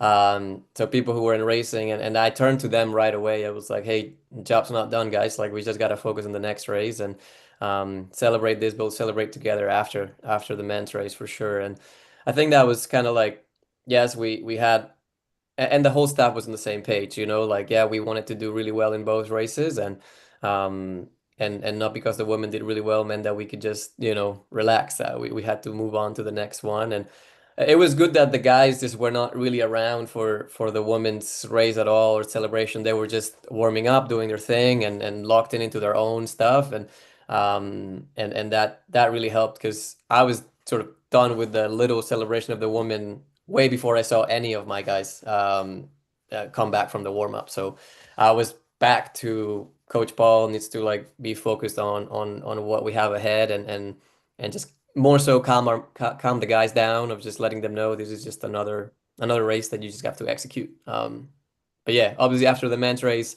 I think all the pressure and all the happiness just kind of came out, and we had a good celebration after.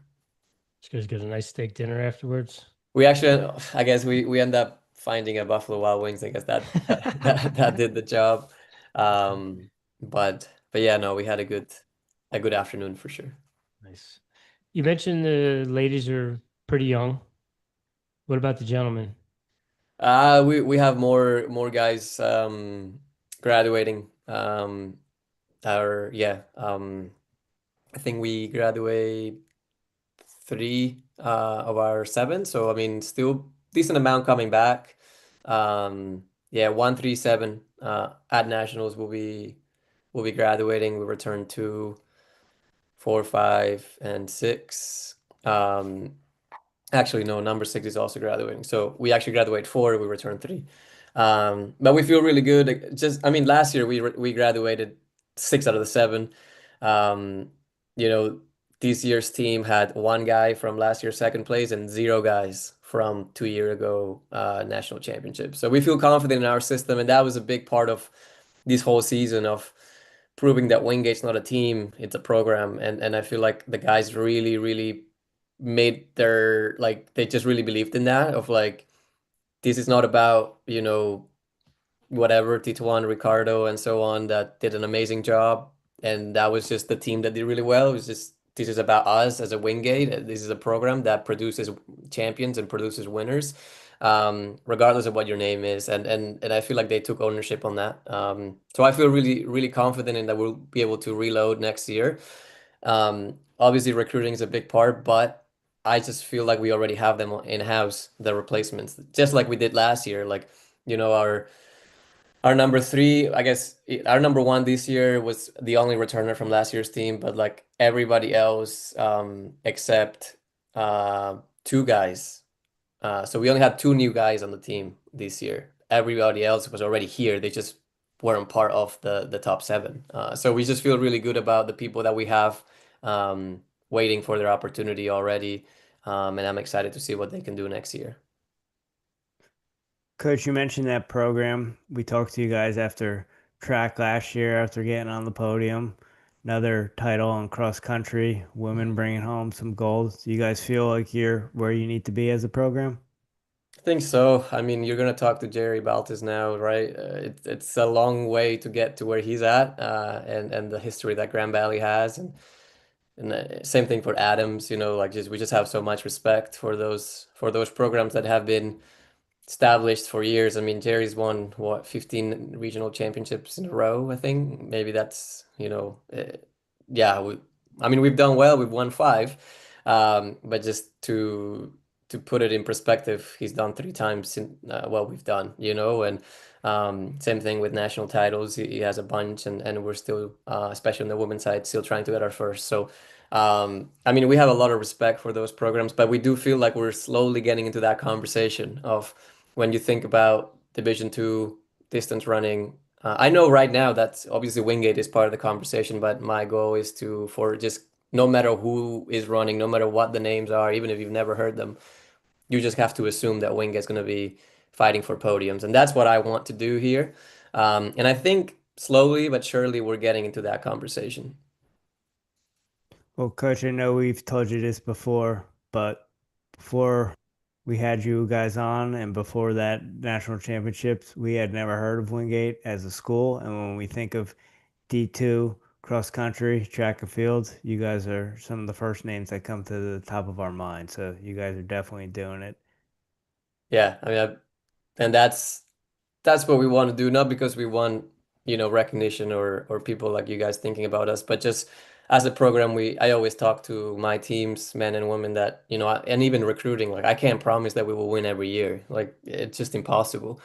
What I think we look, or we strive to do, is to always be in that contention, always be in that conversation, do the right things, and then sometimes you'll have the right pieces come together, and sometimes, you know, you fall short like we did last year, and we'll become second, or third or fourth, you know, or even fifth, you know, like that's, I'm sure that's happened.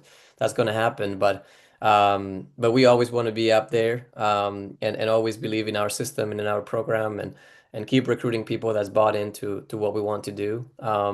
And I feel like slowly but surely we're going to be fully in that conversation. So Thanksgiving is tomorrow. Do you have any meals you're looking forward to? Any dishes on the table? A special espresso blend? Anything? Is there a turkey trot in the lineup? No, I wish. Actually, should probably. I just with how much busy we've been, I just haven't even looked at any possible races. But I'm going to actually kind of like last minute decision, but we just bought a duck, so I'm gonna grill a duck on the outdoor grill and see how that turns out. Never done it, so but like always, we'll start a day with a nice espresso in the morning, and probably go for a little run and yeah, decompress a little bit from these last few weeks that have been really stressful. But I mean, we're going to Boston in the next week, so there's no time to rest really. So No rest for we're the fully best. focused on that. Were you able to find a decent coffee shop in Wisconsin? You know what? We did not go to any coffee shops. No. No, zero. I think we were just so busy and a lot of stress, especially on the men's side with, monitoring this one guy that was sick, making sure nobody else got sick, giving him enough time to not pull him out too early, but also making the best decision for the team. That was really stressful, for the guys, for the staff, and I really have to praise the guys for that because they handle the situation so well. When you're an alternate and you want to run obviously, but you also want the best for the team and how they handled it. Yeah, I mean that just showed, those guys want the best for the team, every single one of them. But that was stressful, and I feel like we just kept focusing on that, and then I forgot about the coffee. I did bring my portable coffee machine. Of course you did. So we had one of these every morning. Excellent. But we did not go to any coffee shops, which I wish we did. Well, Coach, it is always a pleasure talking to you, catching up. We love rooting for the Bulldogs. Best of luck during indoor, and we will talk to you soon. Happy Thanksgiving. Thank you so much. You guys enjoy Thanksgiving as well. Thanks for having me on. Absolutely. Always a pleasure, Coach. Good luck in Boston. Okay, thank you. Take care. Bye-bye.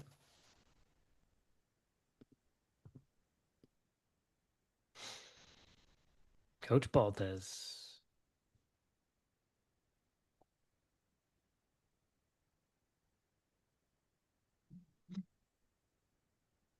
Got to ask Paul about the Onyx coffee. I thought you were going to bring it up. Coach. Hey, Coach. How we doing, fellas? Good. How are you? Awesome. Not too bad. Congratulations. Thank you. You're adding to that collection behind you. A little bit, little by little. It's pretty impressive. Thank you. So how'd it go? How was it? It was fun to watch. Yeah, I mean, anytime you can win, it's good. Yeah. Stressful.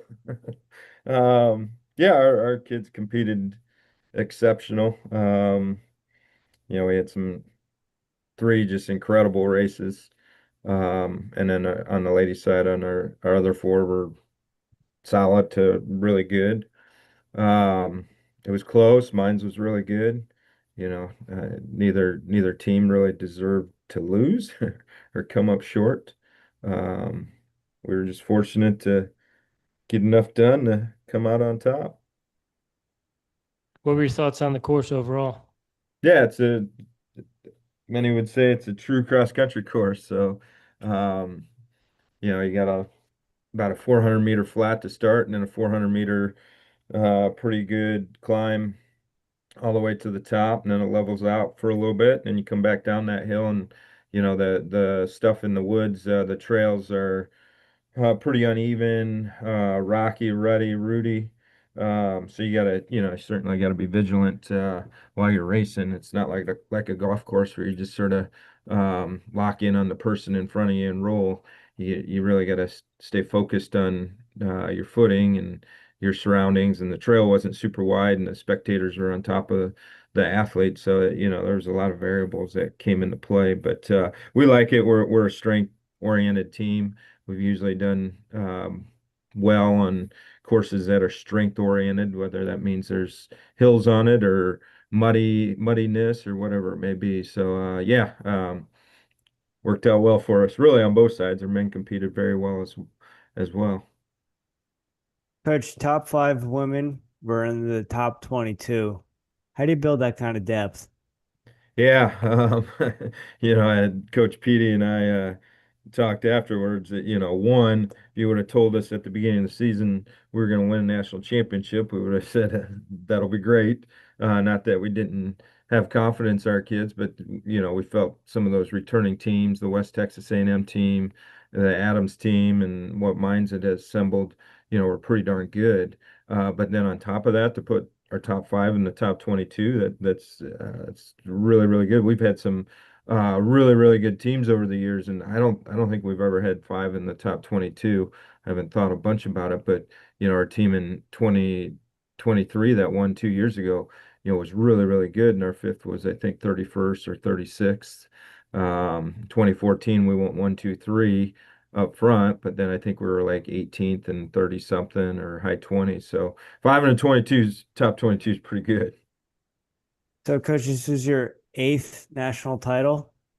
Do you rank them at this point, or each one No, a little special? no, I mean they're all special in their own way. It's about the student athletes.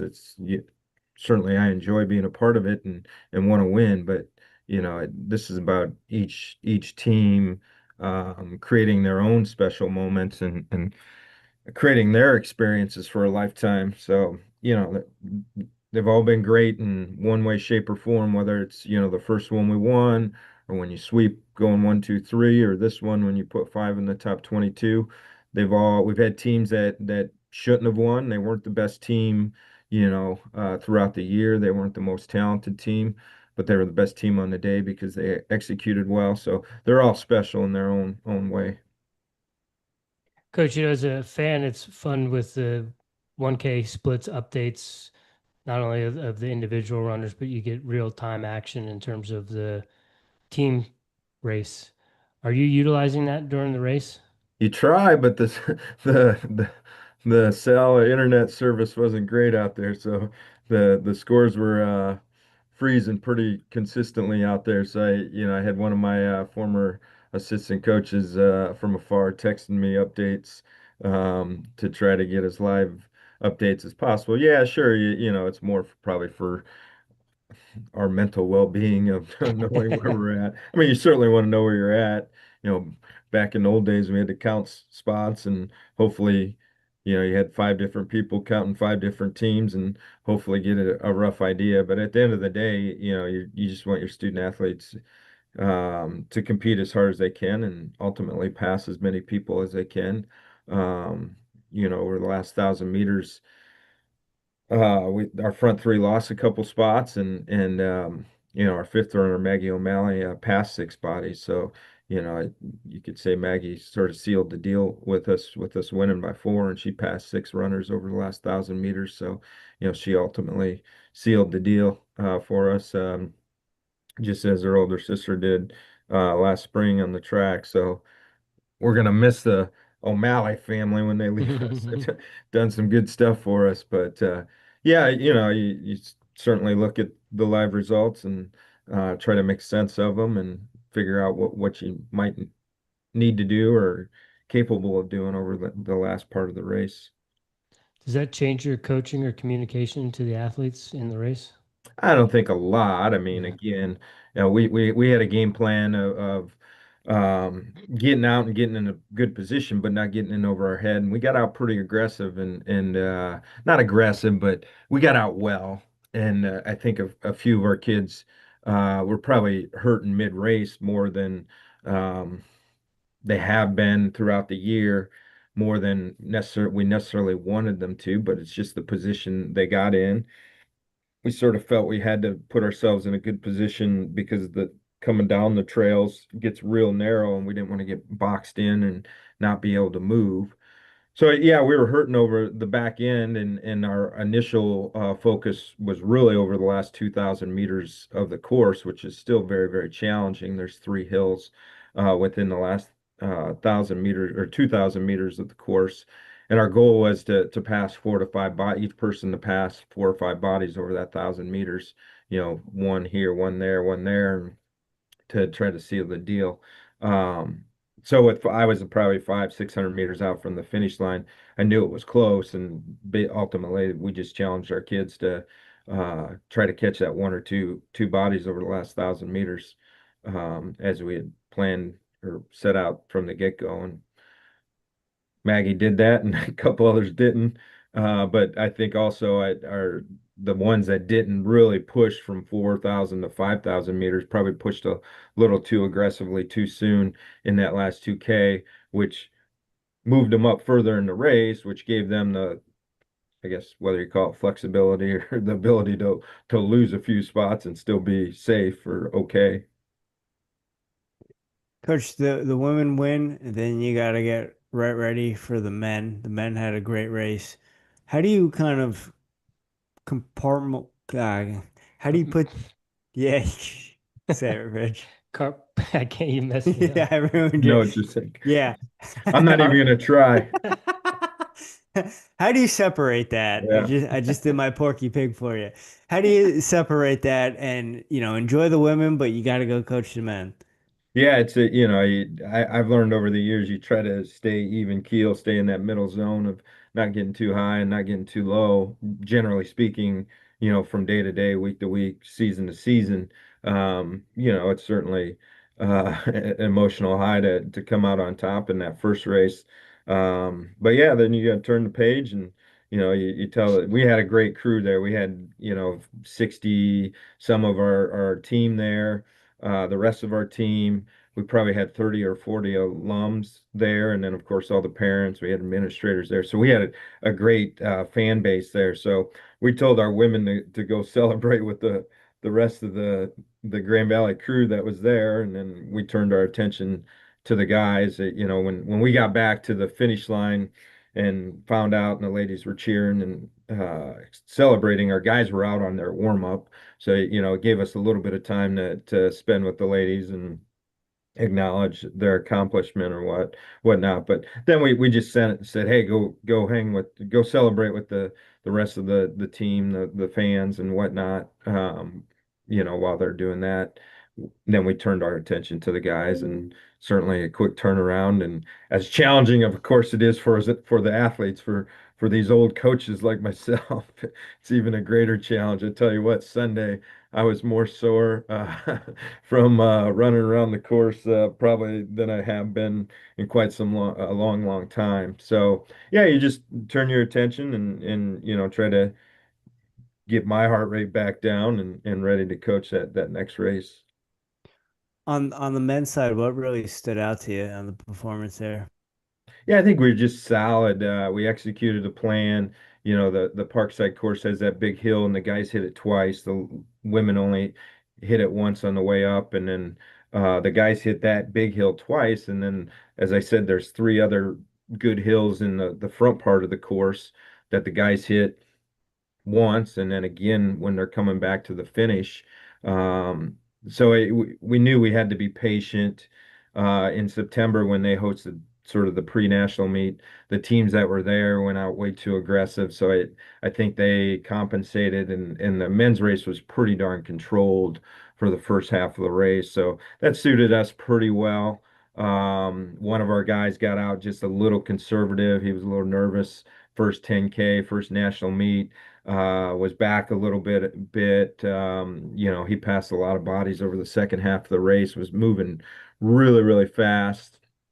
In the last 1,000 meters, just ran out of the real estate to pass a few more bodies for us to bump up to third on that one point. But we were just solid all the way up and down the lineup. Kobe finishing fifth, just exceptional.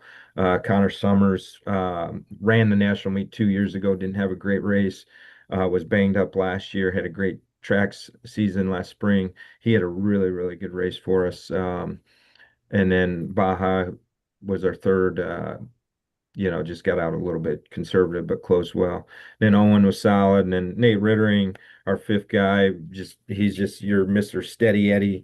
He was our sixth guy every single race this year. And was our fifth when we needed him to step up this weekend. So our guys executed well. They raced hard. They raced tough. They were spent at the end. You'd like to be able to find that one point to bump up a spot, but I know our guys gave everything they had and raced their guts out. Coach, looking at those trophies on the wall, winning is just something that gets done at Grand Valley. Have you been able to enjoy this one, or are you already looking at things for indoor? Yeah, yeah, I think for me, it's often more of a relief. We told our ladies that we felt we were the best team, and there's not very many times we tell our crews that. But we felt if we executed and raced to our potential, we could and would come out on top. So I think for me, sometimes it's just a relief to get it done and allow our student athletes to have the opportunity to celebrate and enjoy the experience. I certainly enjoy it. There's the saying that, I hate losing more than I like winning, so certainly enjoy winning. I'm competitive.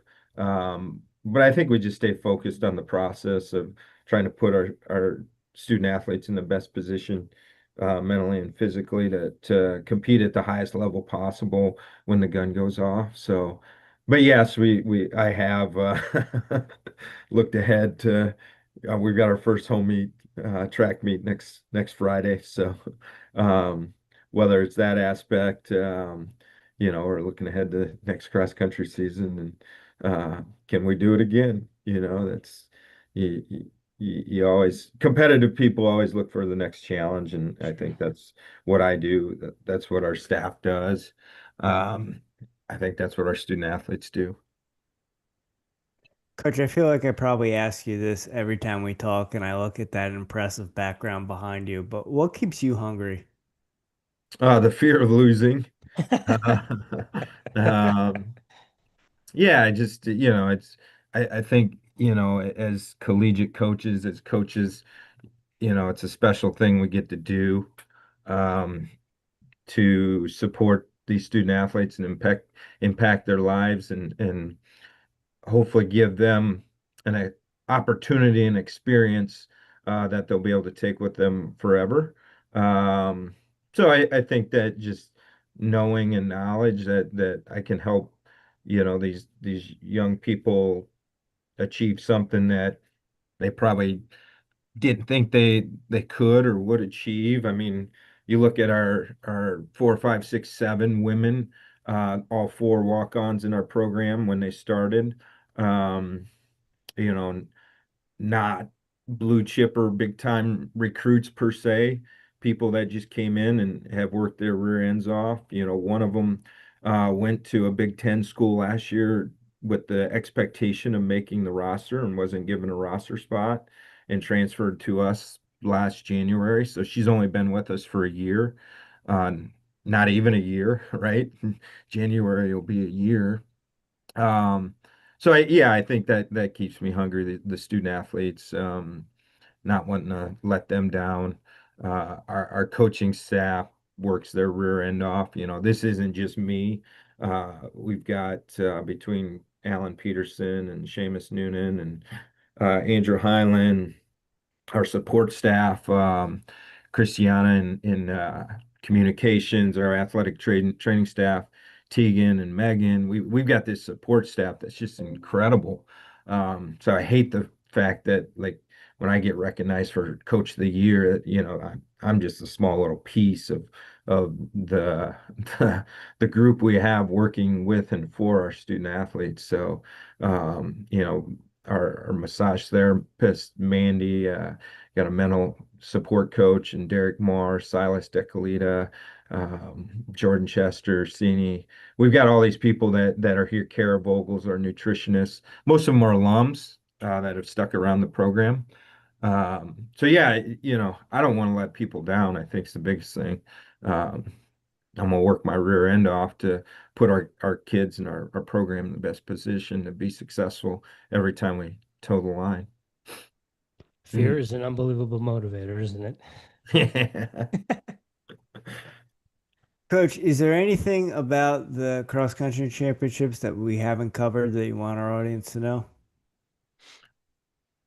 Yeah, I don't know. It was just a great day. Like I said, that I think a lot of outsiders when we're recruiting student athletes, they see the trophies and I don't. You never know what recruits think about on winning. Some are want to do it. Some are unsure of how to do it. Some fear it, are scared of it. The expectations, I think.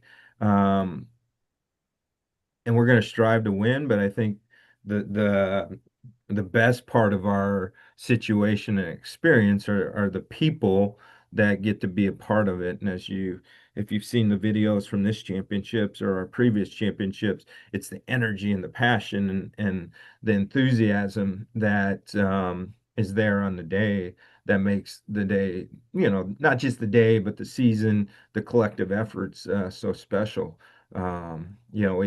We travel 10, 7 get the race, the 3 alternates. There's a lot of people in our program that could have easily been in that group of 10 ready to go, but for some reason, injury, this, that, or the other, just had one bad race that, they don't make the lineup. So we talk a lot about purpose at the end of the season, really knowing what you're there for and why you're there for, and you're not just running for yourself, you're running for others. So finding that greater purpose in why you're out there competing and not just competing for yourself. So I think that's what makes the day special for us. Certainly the winning helps and makes it extra special, Mhm. but having everyone together and supporting one another and that energy and passion is what, I take the greatest pride in. Coach, thank you for that insight. Always great to get that championship insight. So tomorrow is Thanksgiving. Yeah. You have anything you're looking forward to? Any special dishes, any meals, turkey Oh, my trots? wife and the family, it's all good. So I will eat way too much. Um, I've become I grew up a Chicago fan, Cubs fan, um, sort of a Bears fan, but the Lions have grown on me, so I'll watch the Lions game and see if they can somehow squeak into the playoffs here in that challenging division they're in. So no, just looking forward to time with the family. I got a couple athletes that can't go home that'll come over and spend the day for it with us and just relax, decompress. We've earned it. Awesome. Yes, sir. Coach, it's always a pleasure to chat with you and catch up. Congratulations again, and best of luck in indoor. Thank you guys. Appreciate you having me. Have a great Thanksgiving. You too. Thanks, Coach. You too. We appreciate you. Yep. Take care. Take care. All right, ladies and gentlemen, that is our NCAA recap for the Division II and Division III cross country championships. We do greatly appreciate all of our coaches that joined us this afternoon. We hope you enjoyed this as much as we did. It's great to get championship mindset insight, the good, the bad, and the ugly of the courses, the weather, the ups and downs of getting through the season healthy. It's great to have that insight from the coaches. So we do greatly appreciate all the coaches that joined us this afternoon. And again, remember, this is a value for value show. So if you're getting any value out of anything we're doing over here, please click on that link in the show notes. Give us a little love, give us a little value back. We would greatly appreciate it. Until next time, he's the Prince. I'm the 100 Mile Dick. We'll see you next time.